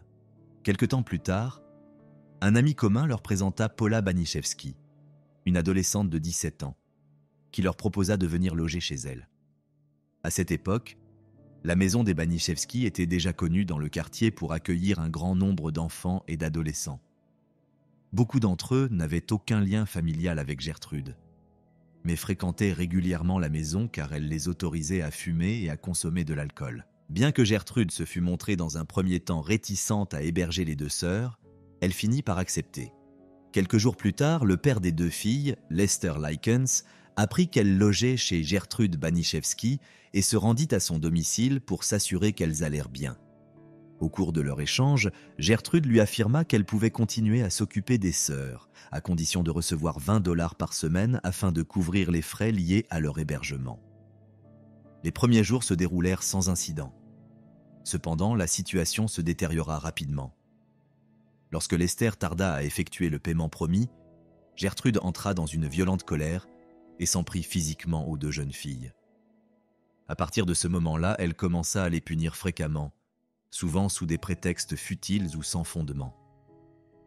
Elle paraissait particulièrement irritée par Sylvia, qu'elle accusait régulièrement de négliger son hygiène personnelle et de mener une vie dissolue. Bien entendu, aucune preuve ne venait étayer ces accusations, mais Gertrude se montrait de plus en plus hostile et agressive à l'égard de la jeune fille. Des Badger Bimint. En août 1965, un couple marié, Raymond et Phyllis Vermillion, emménagea avec ses enfants dans le même quartier que la famille Baniszewski. Peu après leur arrivée, Phyllis se mit à la recherche d'une baby-sitter pour ses enfants et entendit parler de sa voisine, connue pour héberger plusieurs adolescents à la fois. Elle décida de lui rendre visite afin de mieux la connaître. À cette période, la situation financière de la famille Baniszewski était extrêmement précaire. Tous souffraient de malnutrition sévère et ne se nourrissaient que de pain et de soupe. Le foyer manquait de vaisselle, obligeant chacun à attendre son tour pour manger.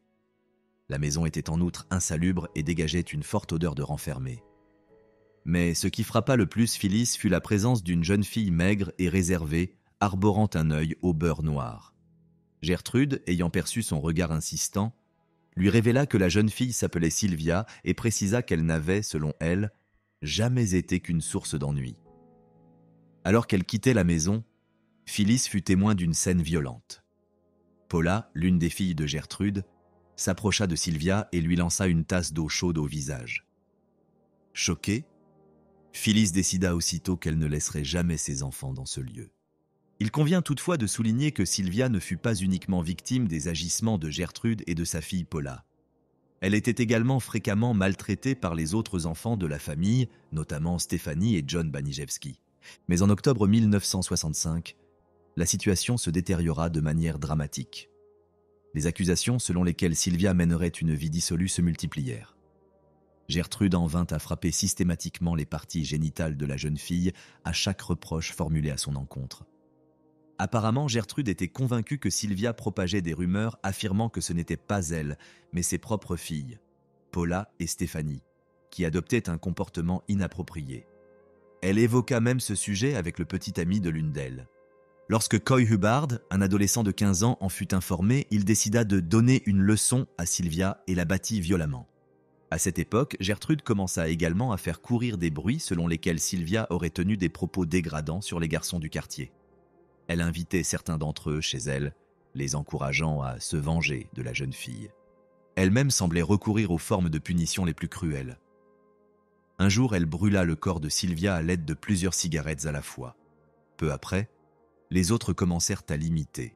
À ce stade, Sylvia avait complètement abandonné sa scolarité. Cela n'avait rien de surprenant compte tenu de son état physique, qui s'était considérablement détérioré. Son visage et son corps étaient couverts de blessures, et Gertrude lui interdisait régulièrement de s'alimenter, ce qui contribuait à l'affaiblir jour après jour. À la mi-octobre 1965, Sylvia quitta la maison pour tenter de récupérer quelques bouteilles vides, espérant ainsi gagner un peu d'argent afin de se nourrir. Lorsqu'elle rentra avec quelques pièces en poche, Gertrude l'accusa aussitôt de vol. Elle la força à se déshabiller devant plusieurs adolescents présents, puis l'obligea à insérer une bouteille dans son vagin. Quelques jours plus tard, Sylvia urina accidentellement sur le matelas où elle dormait. Ce geste involontaire pourrait avoir été la conséquence directe des sévices infligés à ses parties génitales. À la suite de cet incident, Gertrude et ses enfants aînés décidèrent de l'enfermer dans la cave. Avant cela, Sylvia fut contrainte une nouvelle fois à se déshabiller et on lui interdit l'accès aux toilettes. Tandis qu'elle tentait de se laver, on la força à s'immerger dans une bassine d'eau bouillante. Elle fut également projetée dans l'escalier et ses plaies furent frottées au sel. À chaque fois qu'elle exprimait sa faim, on lui saisissait la main pour l'obliger à ingérer ses propres excréments. Mais l'un des aspects les plus troublants de cette affaire demeure le fait que plusieurs adolescents furent témoins en même temps des sévices infligés à Sylvia. Et bien que la majorité d'entre eux ait fini par y participer activement, certains en parlèrent à leurs parents. Toutefois, ces derniers refusèrent de les croire ou minimisèrent la gravité des faits. Il fut néanmoins établi qu'une infirmière s'était rendue au domicile de la famille Banisewski le 15 octobre. Gertrude lui présenta la jeune fille en précisant qu'il s'agissait de Sylvia Likens, puis expliqua que la plupart des blessures qu'elle portait résultaient, selon elle, d'un accident domestique. Elle affirma également que Sylvia se prostituait régulièrement et vivait parfois dans la rue. L'infirmière, ne disposant d'aucune preuve immédiate permettant de contester ces déclarations, n'eut d'autre choix que de les accepter et quitta finalement la maison. Un autre individu qui fréquentait régulièrement la maison des Baniszewski était Richard Hobbs, ce même adolescent de 15 ans qui avait alerté la police peu après la mort de Sylvia. Il fut supposé qu'il existait une forme de lien particulier entre lui et Gertrude. Bien que cela n'ait jamais été formellement établi, plusieurs témoignages indiquent que Gertrude lui portait une attention singulière. Un jour, alors que Hobbs se trouvait de nouveau dans la maison, Gertrude lui demanda de participer à la punition de Sylvia. Aux côtés de Paula, John, Shirley, Stéphanie et du petit ami de cette dernière, Coy Hubbard, il aida à attacher les poignets de la jeune fille. Gertrude s'empara ensuite d'une bouteille en verre avec laquelle elle infligea des blessures supplémentaires à Sylvia. Puis, elle donna l'ordre de chauffer une aiguille afin de marquer son corps. Selon tous les témoins présents, juste après cet acte de violence, la jeune fille fut envoyée dans le sous-sol où Coy Hubbard poursuivit les sévices. Plus tard, la sœur de Sylvia, Jennifer, déclara à la police que, cette nuit-là, la jeune fille paraissait aussi faible que d'habitude. Le lendemain, Gertrude manifesta une certaine inquiétude quant à son état. Apparemment, elle prit conscience qu'elle risquait d'avoir des ennuis si Sylvia venait à mourir sous son toit. C'est dans ce contexte qu'elle força littéralement la jeune fille à rédiger une note à l'attention de ses parents, les informant qu'elle avait été blessée par des garçons qu'elle fréquentait. Peu de temps après, Sylvia tenta pour la première fois de s'échapper. Mais son extrême faiblesse physique permit à Gertrude de la rattraper et de la maîtriser sans difficulté. Par la suite, cette dernière tenta de lui faire manger des beignets, mais Sylvia, incapable d'avaler, les recracha. Gertrude entra alors dans une violente colère et la battit de nouveau. Un peu plus tard, le lundi 25 octobre, Sylvia fut à nouveau frappée, cette fois par Gertrude, ses enfants et plusieurs adolescents. Le soir même, Coy Hubbard et Stéphanie Banisewski la poussèrent dans l'escalier menant au sous-sol où elle resta inconsciente pendant plusieurs heures. Selon les experts médico-légaux, il est fortement probable que la chute dans l'escalier ait provoqué l'hémorragie cérébrale à l'origine du décès de Sylvia, aggravée par son extrême fragilité physique. Le mardi 26 octobre, lorsque Stéphanie Banisewski et Richard Hobbs tentèrent de donner un bain à Sylvia dans l'espoir de la ranimer, ils constatèrent qu'elle ne respirait plus. Peu après, Gertrude donna l'ordre à Hobbs de contacter la police. Il semble qu'elle comptait sur la note écrite sous la contrainte par la victime pour écarter les soupçons à son encontre. Cependant, à l'arrivée des agents, Jennifer, la sœur de Sylvia, raconta discrètement à l'un d'eux ce qu'il s'était réellement passé, et ce malgré les menaces de mort dont elle avait été l'objet. Comme mentionné précédemment, Gertrude Baniszewski, ses filles Paula et Stéphanie, son fils John, ainsi que Richard Hobbs et Coy Hubbard furent les premiers à être arrêtés. D'autres adolescents impliqués dans les sévices furent également interpellés par la suite. Dans l'ensemble, l'affaire Baniszewski bouleversa l'opinion publique à l'échelle nationale. Il sembla inconcevable à la grande majorité des personnes suivant le procès qu'un groupe aussi important d'adolescents ait pu participer à un crime d'une telle cruauté sans manifester ni compassion ni remords. De surcroît, tous cherchèrent, d'une manière ou d'une autre, à faire porter la responsabilité à la victime elle-même. Richard Hobbs, qui accepta de coopérer avec les enquêteurs dès le début de l'instruction, affirma avoir agi correctement, convaincu que Sylvia avait insulté sa propre mère. John et Stéphanie Baniszewski, tout comme Coy Hubbard, exprimèrent peu, voire aucune empathie envers la jeune fille, adoptant une attitude similaire à celle de Hobbs. Paula Baniszewski, quant à elle, était enceinte au moment de son arrestation. Elle semblait davantage préoccupée par sa santé et celle de son enfant à naître que par les conséquences judiciaires de ses actes. Dans un premier temps, Gertrude Baniszewski tenta de rejeter l'entière responsabilité sur ses enfants aînés et leurs amis. Toutefois, elle finit par reconnaître sa propre implication directe dans les tortures et les mauvais traitements infligés à Sylvia, tout en affirmant souffrir de troubles mentaux. Il est également important de rappeler que Gertrude Baniszewski naquit sous le nom de Gertrude Nadine Van Fossan dans l'État de l'Indiana, le 19 septembre 1929. Elle était le troisième enfant d'une fratrie de 6. Peu d'éléments sont connus concernant son enfance. Toutefois, il est généralement admis qu'elle entretenait des relations difficiles avec sa mère. À l'âge de 11 ans, elle assista au décès brutal de son père, victime d'un arrêt cardiaque. Cet événement la marqua profondément. Gertrude entretenait une relation étroite avec son père et le fait d'avoir dû continuer à vivre seule avec sa mère eut un effet durablement négatif sur elle. Cette dernière était réputée pour son extrême sévérité et son tempérament autoritaire. Elle accusait fréquemment sa fille de mener une vie jugée immorale, ce qui renforça leur antagonisme. À l'âge de 16 ans, Gertrude quitta définitivement l'école et épousa un jeune homme du nom de John Baniszewski, son aîné de 2 ans. Le couple eut 4 enfants. Toutefois, il serait difficile de qualifier leur foyer de véritablement harmonieux. John était décrit comme un homme grossier et violent qui insultait fréquemment Gertrude et la maltraitait physiquement. Après une dizaine d'années de vie commune, ils divorcèrent. Peu de temps après, Gertrude entama une relation avec un certain Edward Guthrie, avec lequel elle s'installa brièvement. Leur union ne dura pas, et en 1963, elle se réconcilia avec son premier mari. Ensemble, ils eurent 2 nouveaux enfants. Mais cette tentative de reconstruire une vie conjugale échoua également. En 1964, alors âgée de 35 ans, Gertrude entama une nouvelle relation avec un jeune homme de 23 ans, Dennis Lee Wright, dont elle eut un 7e enfant. Il apparut par la suite que Wright s'intéressait avant tout à la location en espèces que Gertrude percevait pour ses enfants. Il quitta rapidement le domicile et ne revint jamais. Tout au long du procès, les avocats de Gertrude Baniszewski insistèrent sur la difficulté de son parcours personnel. Selon eux, leur cliente souffrait de graves troubles mentaux ainsi que de divers problèmes de santé, au point d'être trop affaiblie pour pleinement comprendre la nature des événements qui l'entouraient. Ces arguments, toutefois, ne suffirent pas à écarter sa responsabilité.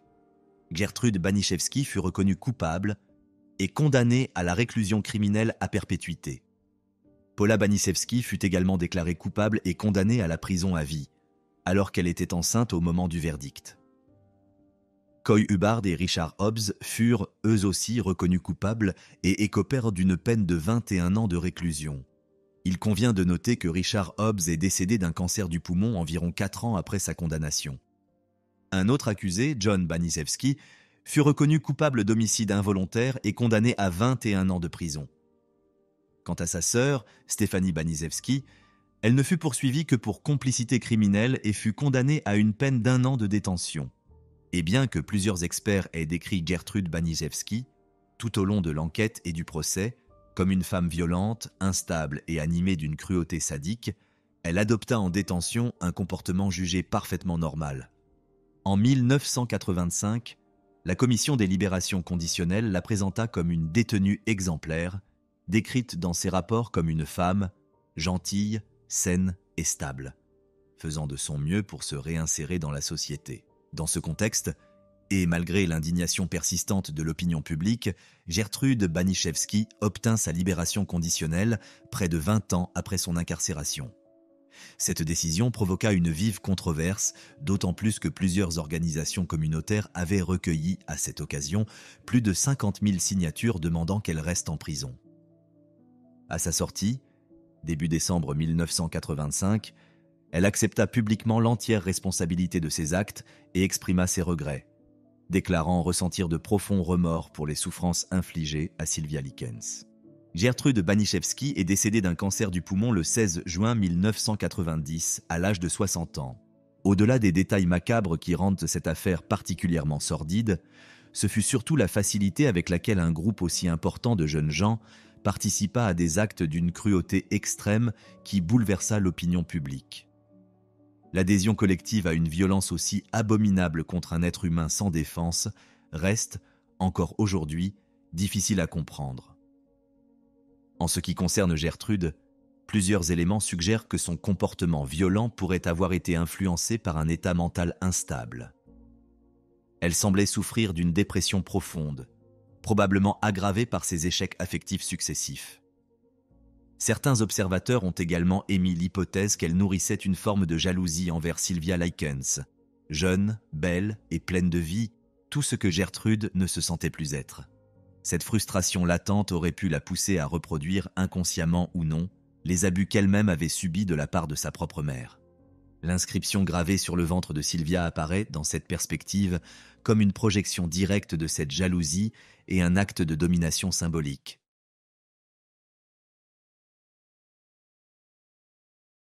L'histoire commence avec une jeune fille de 14 ans, appelée Choa dans les médias. En juin 2003, Choa tente de téléphoner à une amie, mais compose un mauvais numéro. À l'autre bout du fil, un garçon de son âge décroche. Elle s'excuse pour son erreur, mais la conversation prend une tournure inattendue. Le garçon s'appelle Kim, et ils finissent par échanger leurs coordonnées, décidant de rester en contact. Au cours des 6 mois suivants, Choa et Kim correspondent assez régulièrement. Choa a le sentiment qu'ils sont devenus de bons amis, mais elle ignore totalement qui il est réellement. Kim faisait partie d'un grand groupe informel d'adolescents appelé l'Alliance de Miryang.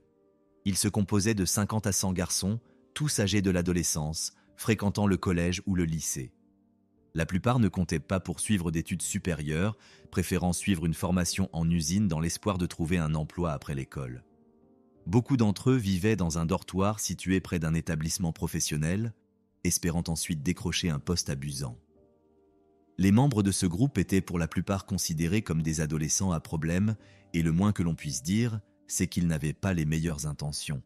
Alors qu'il échangeait encore en ligne avec Choa, Kim la présenta, elle et sa sœur, à un autre garçon nommé Park, le chef officieux du groupe. Pendant plusieurs mois, ils adoptèrent une attitude amicale, gagnant progressivement la confiance de Choa. Lorsqu'ils estimèrent qu'elle était suffisamment en confiance, ils lui proposèrent de les rencontrer et l'invitèrent à Miryang. Malheureusement, en janvier 2004, Choi finit par accepter l'invitation. Lorsqu'elle arriva à Miryang, Kim et quelques autres garçons la conduisirent dans une maison d'hôtes. C'est là que son cauchemar commença. Park, accompagné d'un grand nombre d'adolescents, se mit à la frapper avec un objet contondant, avant d'utiliser ce même objet pour abuser d'elle. Par la suite, Choi fut soumise à de multiples violences de la part du groupe. Les agresseurs la menacèrent de diffuser les images de l'agression sur Internet si elle osait en parler à qui que ce soit, afin que tout le monde voie ce qu'elle avait subi. Ils répétèrent ces menaces à plusieurs reprises, la maintenant dans la peur et le silence. Mais cela n'était que le début. Une fois qu'ils eurent suffisamment de moyens de pression sur elle, ils s'en servirent pour exercer un contrôle total, la réduisant progressivement à l'état de victime soumise. Au cours des 11 mois suivants, Choi fut rappelée à Miryang à une dizaine de reprises. Chaque fois, elle fut victime de violences collectives, impliquant entre 3 et 24 agresseurs. Au total, elle subit les abus d'au moins 44 garçons différents, dont plusieurs revinrent à de multiples reprises. Avec le temps, leurs exigences devinrent de plus en plus atroces. Ils commencèrent à lui extorquer de l'argent, l'obligeant sans cesse à leur verser des sommes toujours plus importantes. Mais même cela ne leur suffisait pas. Ils exigeaient désormais que Choi leur amène d'autres filles. Sachant par leurs échanges que Choi avait une cousine de 16 ans, ils la menacèrent de publier une vidéo compromettante si elle ne l'amenait pas. Choi s'exécuta, et sa cousine fut soumise aux mêmes sévices insoutenables. Mais cela ne mit pas fin à leurs exigences.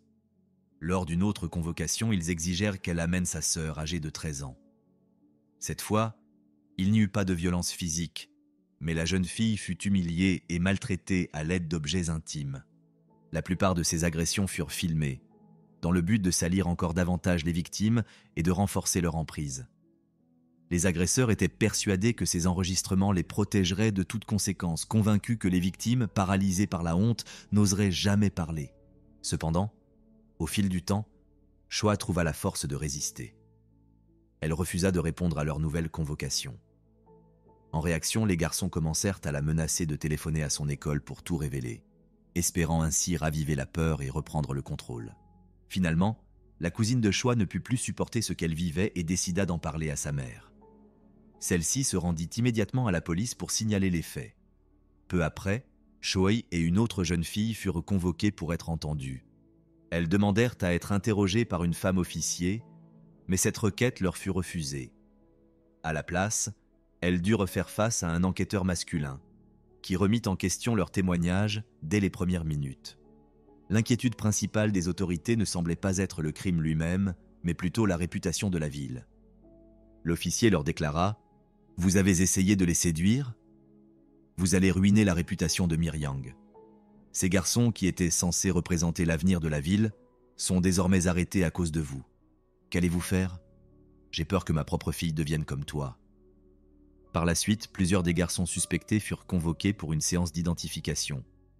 Cependant, contrairement à la procédure habituelle, où la victime observe les suspects derrière une vitre sans teint, Choi fut contrainte de les identifier en face à face. Choi avait du mal à retenir ses larmes, car les garçons la fixaient intensément durant l'identification. Au cours de l'enquête, la police fit peu d'efforts pour protéger son anonymat. Très rapidement, des journalistes et des internautes découvrirent son identité, qui devint alors le centre de l'attention publique. Dans certains bars karaoké, des officiers de police, visiblement en état d'ivresse, révélèrent ouvertement aux serveuses et aux clients les noms des victimes impliquées dans l'affaire. 3 garçons furent arrêtés peu après, mais la police n'avait initialement pas l'intention d'approfondir l'enquête. Toutefois, lorsque des informations concernant ce crime furent diffusées en ligne en décembre 2004, les internautes exprimèrent une vive colère. Ils exigèrent que tous les auteurs soient identifiés et arrêtés. Sous la pression des victimes, de leurs familles et de l'opinion publique, la police procéda à l'arrestation de 9 autres individus. Au cours de l'enquête, les enquêteurs remarquèrent que de nombreux suspects se retrouvaient régulièrement au même endroit. Une opération de grande ampleur fut alors organisée. Une descente fut menée dans un cybercafé où se trouvaient plusieurs personnes impliquées dans les agressions et toutes furent arrêtées sur place. Au cours des interrogatoires, il apparut que Choi n'était pas la seule victime. 2 autres jeunes filles se présentèrent spontanément pour témoigner, alors même qu'elles n'avaient jamais évoqué leur existence. Le nombre total de victimes connues passa ainsi à 5. Par la suite, la police commença à suspecter qu'il pourrait y en avoir beaucoup d'autres. Cependant, les familles des garçons arrêtés commencèrent à proférer des menaces à l'encontre de Choi et des autres victimes. Lors d'une interview télévisée, la mère de l'un des agresseurs déclara « Pourquoi devrions-nous éprouver de la compassion pour Choi ? Pourquoi compatir avec la famille de la victime ? Pensez à ce que nous endurons. Qui pourrait résister à la tentation de filles qui cherchent à séduire les garçons ? Ce sont les parents qui auraient dû apprendre à leurs filles comment se comporter pour éviter ce genre de problème. » Mais les menaces ne venaient pas seulement des familles. Les amis des agresseurs s'en prirent également aux victimes. Certains d'entre eux étaient soutenus ouvertement par leurs petites amies, qui prenaient leur défense sans réserve. L'une des jeunes filles, Wang Gongmi, qui entretenait une relation avec l'un des membres du gang, publia un message sur les réseaux sociaux dans lequel elle se moquait des victimes et de la police. Elle écrivit « Alors, ils ont fini par régler le problème là-bas ? J'ai entendu dire qu'à part ces trois-là, tout le monde s'en était sorti. Ces filles étaient déjà assez laides comme ça. » Le scandale fit rapidement le tour du pays, révélant au grand public des informations encore plus troublantes. Il s'avéra que le nombre de criminels impliqués était bien plus élevé que ce que l'on avait imaginé au départ. Alors qu'il était d'abord question de 40 à 50 participants, l'enquête révéla ensuite que 70 autres personnes avaient également pris part aux faits. Certaines d'entre elles avaient directement participé aux agressions, d'autres s'étaient rendues complices en extorquant de l'argent ou en montant la garde pendant les violences. Le nombre total d'auteurs s'éleva ainsi à plus d'une centaine. La police annonça qu'elle déposerait prochainement des demandes d'arrestation à l'encontre de 10 suspects supplémentaires. Cependant, en parallèle des faits avérés, de nombreuses informations trompeuses commencèrent à circuler. Beaucoup de personnes avaient du mal à croire que de simples lycéens puissent être capables de commettre de tels actes. Des rumeurs virent alors le jour, affirmant qu'il s'agissait en réalité d'un groupe de criminels adultes. Pourtant, les membres du gang eux-mêmes reconnurent qu'il n'existait pas de structure organisée. Il s'agissait simplement d'un vaste regroupement d'adolescents en rupture, livrés à eux-mêmes. Pendant ce temps, Choa, sa cousine et sa sœur continuaient de se rendre régulièrement au commissariat pour répondre aux convocations, accomplir des démarches administratives et suivre l'évolution de l'enquête. Mais même en ces lieux, elles ne se sentaient pas en sécurité. À l'entrée du poste, certains parents des agresseurs les attendaient. Non seulement ils ne présentaient aucune excuse, mais ils allaient jusqu'à formuler des menaces à leur encontre. La plus grande crainte de Choa et des autres victimes était que la majorité des agresseurs soient bientôt remis en liberté et cherchent à se venger.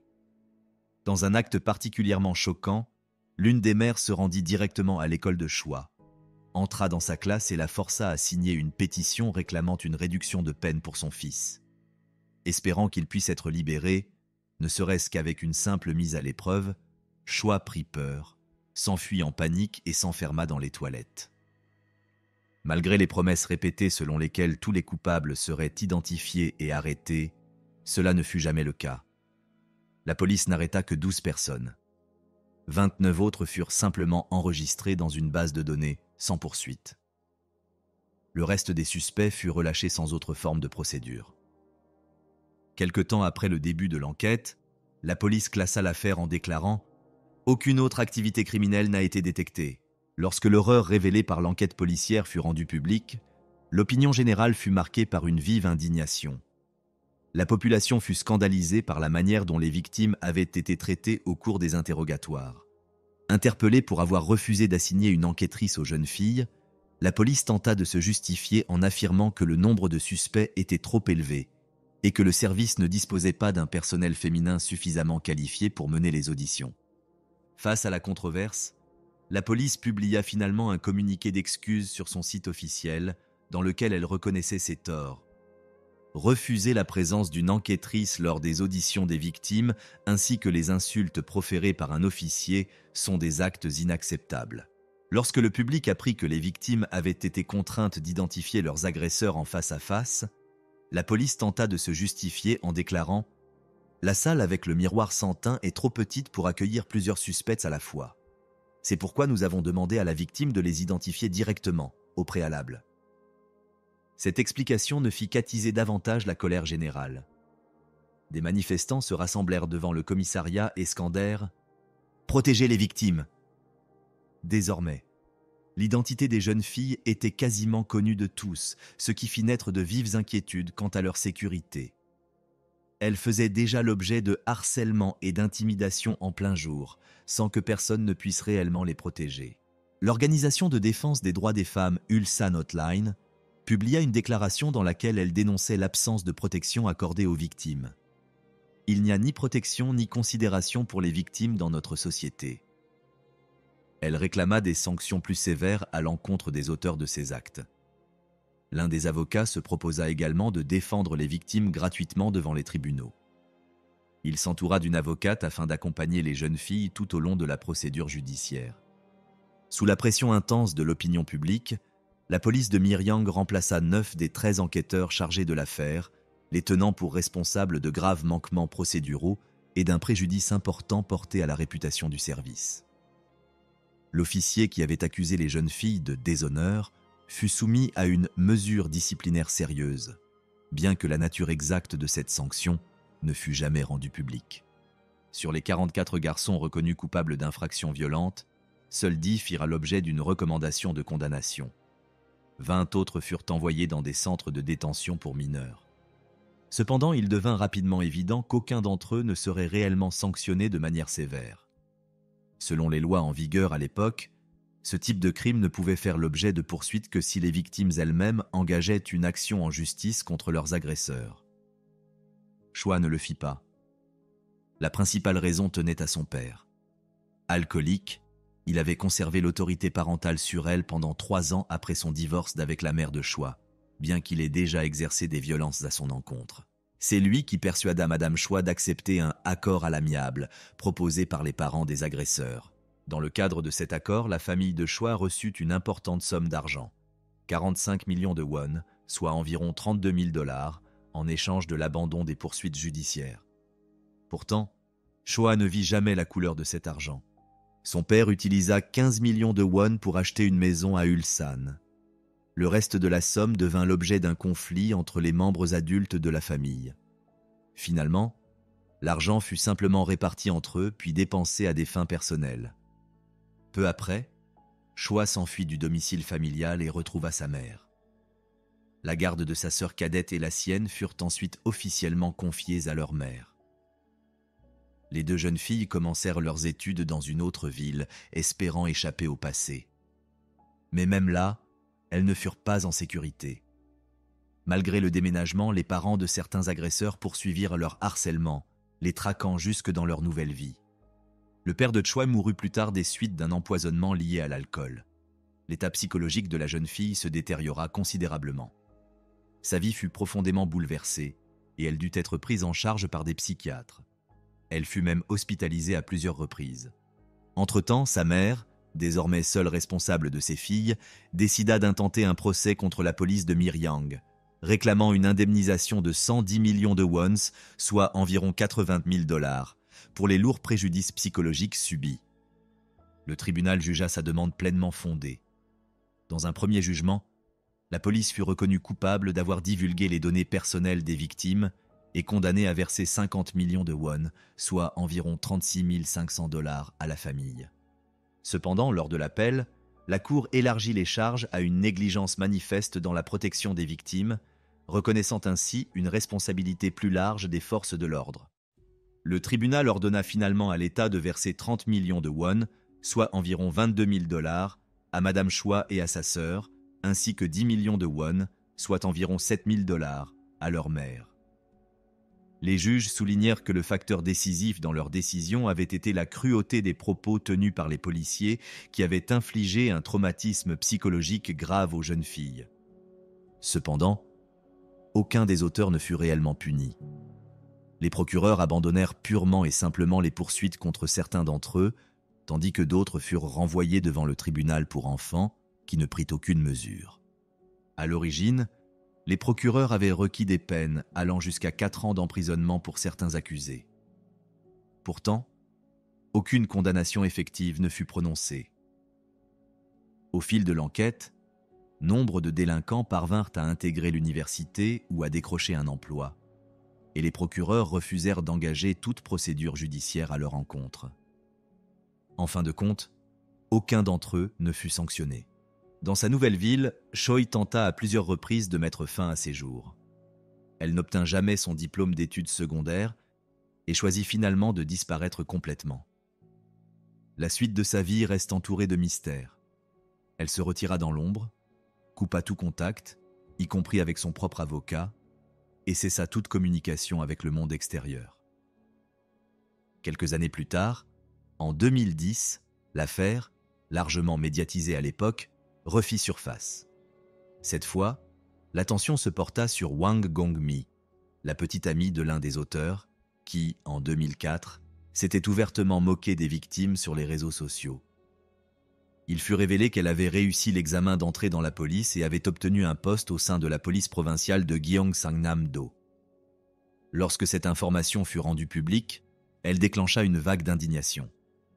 La décision de l'engager suscita un tollé général, notamment en raison de ses prises de position passées, dans lesquelles elle avait publiquement soutenu les agresseurs et humilié les victimes. Les internautes commencèrent à laisser massivement des commentaires indignés sur le site officiel du département de la police. Face à cette vague de critiques, Wang Gongmi présenta publiquement ses excuses, affirmant regretter son comportement passé et demandant la compréhension du public, au motif qu'elle était alors jeune et immature. Mais ces excuses ne convainquirent personne. L'indignation redoubla lorsqu'une déclaration rédigée par Wang Gongmi elle-même dans le cadre de sa candidature à un poste dans la police fut rendue publique. Dans ce document, elle écrivait « Je suis une personne honnête et consciencieuse, je me connais bien et je suis capable d'analyser les crimes du point de vue de leurs auteurs. Dans les cas d'abus, je suis en mesure de considérer à la fois le point de vue de la victime et celui de l'agresseur et d'évaluer si la victime était habillée de manière provocante ou si son comportement a pu inciter à l'agression. » La publication de cette déclaration provoqua une nouvelle vague de colère. Le public fut scandalisé qu'une personne tenant de tels propos ait pu être recrutée dans les forces de l'ordre, en particulier dans une affaire aussi sensible. Après l'éclatement du scandale, la police promit d'ouvrir une enquête et déclara que, si les propos désobligeants tenus par Wang Gongmi à l'encontre des victimes étaient confirmés, des mesures seraient prises à son encontre. Cependant, au fil des années, l'affaire sembla sombrer dans l'oubli. Pour beaucoup, il était inacceptable que les violeurs de Miryang aient pu échapper à toute véritable sanction. Une chose était certaine, si la justice n'était pas rendue devant les tribunaux, elle devait l'être aux yeux de la société. Un homme décida alors que la vérité ne devait pas rester enfouie. De manière anonyme, il créa une chaîne YouTube intitulée Abyss Vault. Il commença à y publier des vidéos dénonçant les anciens agresseurs de l'affaire de Miryang. Le premier à être exposé fut un homme prénommé Shin. Après les faits, celui-ci avait changé de nom, déménagé dans une autre ville et trouvé un emploi en tant que vendeur de voitures. Après la publication de la vidéo, Shin supprima immédiatement sa page Instagram et disparut de la circulation. Son employeur réagit sans tarder en publiant un communiqué. « Nous prenons cette situation très au sérieux. Cet homme est licencié. » Mais Shin ne fut que le premier d'une longue série. Quelques jours plus tard, Abyss Vault publia une seconde vidéo, cette fois consacrée à Park, le chef informel du groupe. Après les événements, Park avait mené une vie paisible. Il s'était marié, était devenu père et avait ouvert un restaurant avec sa famille. Mais la révélation de son passé déclencha une tempête. Son établissement reçut une avalanche de critiques négatives et sa réputation fut brutalement détruite. Dans la foulée, des experts révélèrent que le bâtiment abritant le restaurant ne respectait pas les normes de construction. L'établissement fut alors contraint de fermer ses portes. Le troisième individu visé par Abyss Vault était un homme dont l'identité exacte reste inconnue. Il fut révélé qu'il avait déjà eu des démêlés avec la justice. Il s'était reconverti en usurier illégal, avait participé à des réseaux de prêts frauduleux et avait même purgé une peine de prison. Peu à peu, il devint clair que de nombreux anciens criminels de l'affaire de Miryang menaient désormais une vie ordinaire, avec une famille, un emploi et des enfants. Ce qui choqua particulièrement l'opinion, c'est que plusieurs d'entre eux étaient devenus pères, de filles. Le public avait l'impression que ces hommes n'éprouvaient aucun remords.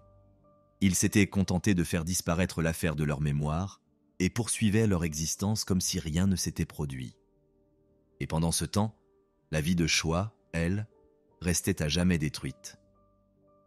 Après l'apparition d'Abyss Vault, d'autres blogueurs se mirent à dénoncer publiquement les agresseurs présumés. Certains le firent avec sérieux et responsabilité. D'autres, hélas, agissaient de manière négligente. Une chaîne, notamment, accusa à tort une femme d'avoir été la petite amie de Shin alors qu'elle n'avait aucun lien avec lui. À la suite de cette fausse accusation, le salon de beauté de la jeune femme fit faillite. Elle poursuivit alors en justice l'auteur de la chaîne pour diffamation. Avec le temps, la police commença à recevoir des plaintes. Certains des anciens agresseurs, tout comme des personnes accusées à tort, dénoncèrent le harcèlement et les atteintes à leur vie privée. Mais ce qui provoqua le plus d'indignation, ce furent les mensonges de certains vidéastes affirmant avoir dénoncé les criminels avec l'accord de Madame Choi et de sa famille. Or, Madame Choi n'a toujours repris contact avec personne. Cette information fut confirmée par le Centre coréen pour les victimes de la violence, l'une des rares organisations avec lesquelles elle avait maintenu un lien. De son côté, Abyss Volt publia un message sur sa chaîne, affirmant qu'il continuerait à exposer la vérité, quelles que soient les polémiques entourant d'autres créateurs de contenu. Interrogé sur cette affaire, Lee Yo-rin, professeur associé en politique et en éthique à l'Université nationale de Chungnam, déclara « Si le système judiciaire avait accompli son devoir il y a 20 ans, ces révélations privées n'auraient peut-être jamais vu le jour. » La situation prit une tournure inattendue lorsqu'un artiste publia une vidéo d'excuses sur YouTube. Il est probable qu'il ait cherché à apaiser la réaction du public avant d'être identifié publiquement. Dans cette vidéo, il déclara « Je tiens à m'excuser auprès de la victime, qui vit dans une souffrance inimaginable depuis 2004. Je suis conscient qu'aucun mot ne pourra effacer ma culpabilité, mais je suis sincèrement désolé. Je n'oublierai jamais ce que j'ai fait et je passerai le reste de ma vie à souffrir de mes actes. » Cet homme nommé Lee fut le premier à présenter des excuses publiques, sous quelque forme que ce soit, pour les faits survenus à Miryang. Il fut rapidement suivi par un second ancien agresseur, Yoon, qui enregistra à son tour une vidéo d'excuses. Tous deux évitèrent de livrer des détails précis, se contentant d'exprimer leurs regrets. Peu après, le Centre coréen pour les victimes de la violence publia la première déclaration de Madame Choi depuis de nombreuses années. Elle y écrivit « Nous ne nous attendions pas à ce que tant de gens se souviennent à nouveau de cette affaire. Nous pensions qu'elle disparaîtrait comme auparavant. Merci à toutes celles et ceux qui nous ont témoigné leur soutien, merci de ne pas nous avoir oubliés. » Madame Choi confia qu'elle avait été touchée par les messages de solidarité et qu'elle retrouvait peu à peu espoir. Elle déclara espérer que cette fois, la société avait véritablement commencé à changer. Un événement inattendu survint ensuite. Choi accepta d'être interviewée pour la première fois depuis 20 ans. Elle parla publiquement de son expérience, évoquant l'horreur qu'elle avait traversée, sa naïveté lors de l'enquête policière et les séquelles profondes que ces événements avaient laissées sur sa vie. Elle déclara « J'étais trop jeune pour comprendre ce qui se passait. Je pensais que nos preuves suffiraient à faire punir les criminels. Rien n'a changé depuis 2004. Je ne peux pas vivre sans médicaments. » Madame Choi expliqua que ni elle ni sa sœur n'avaient pu terminer leur scolarité et qu'elle suivait encore aujourd'hui un traitement lourd. Pendant longtemps, elle avait cru que justice serait rendue, mais ce n'est qu'au fil des années qu'elle comprit que rien ne serait fait contre les agresseurs. Aujourd'hui, bien que leur nom soit désormais exposé sur Internet, Choi et sa sœur vivent dans une angoisse constante. Elles craignent à nouveau d'être prises pour cible. Nous vivons toujours en enfer, et c'est terrifiant. En réfléchissant à sa vie, Choi conclut « Je ne me souviens même pas de ce dont j'ai rêvé. La seule chose que je souhaite, c'est que ma mère et ma sœur, qui ont tant souffert à cause de moi, soient enfin libérées de ce cauchemar. »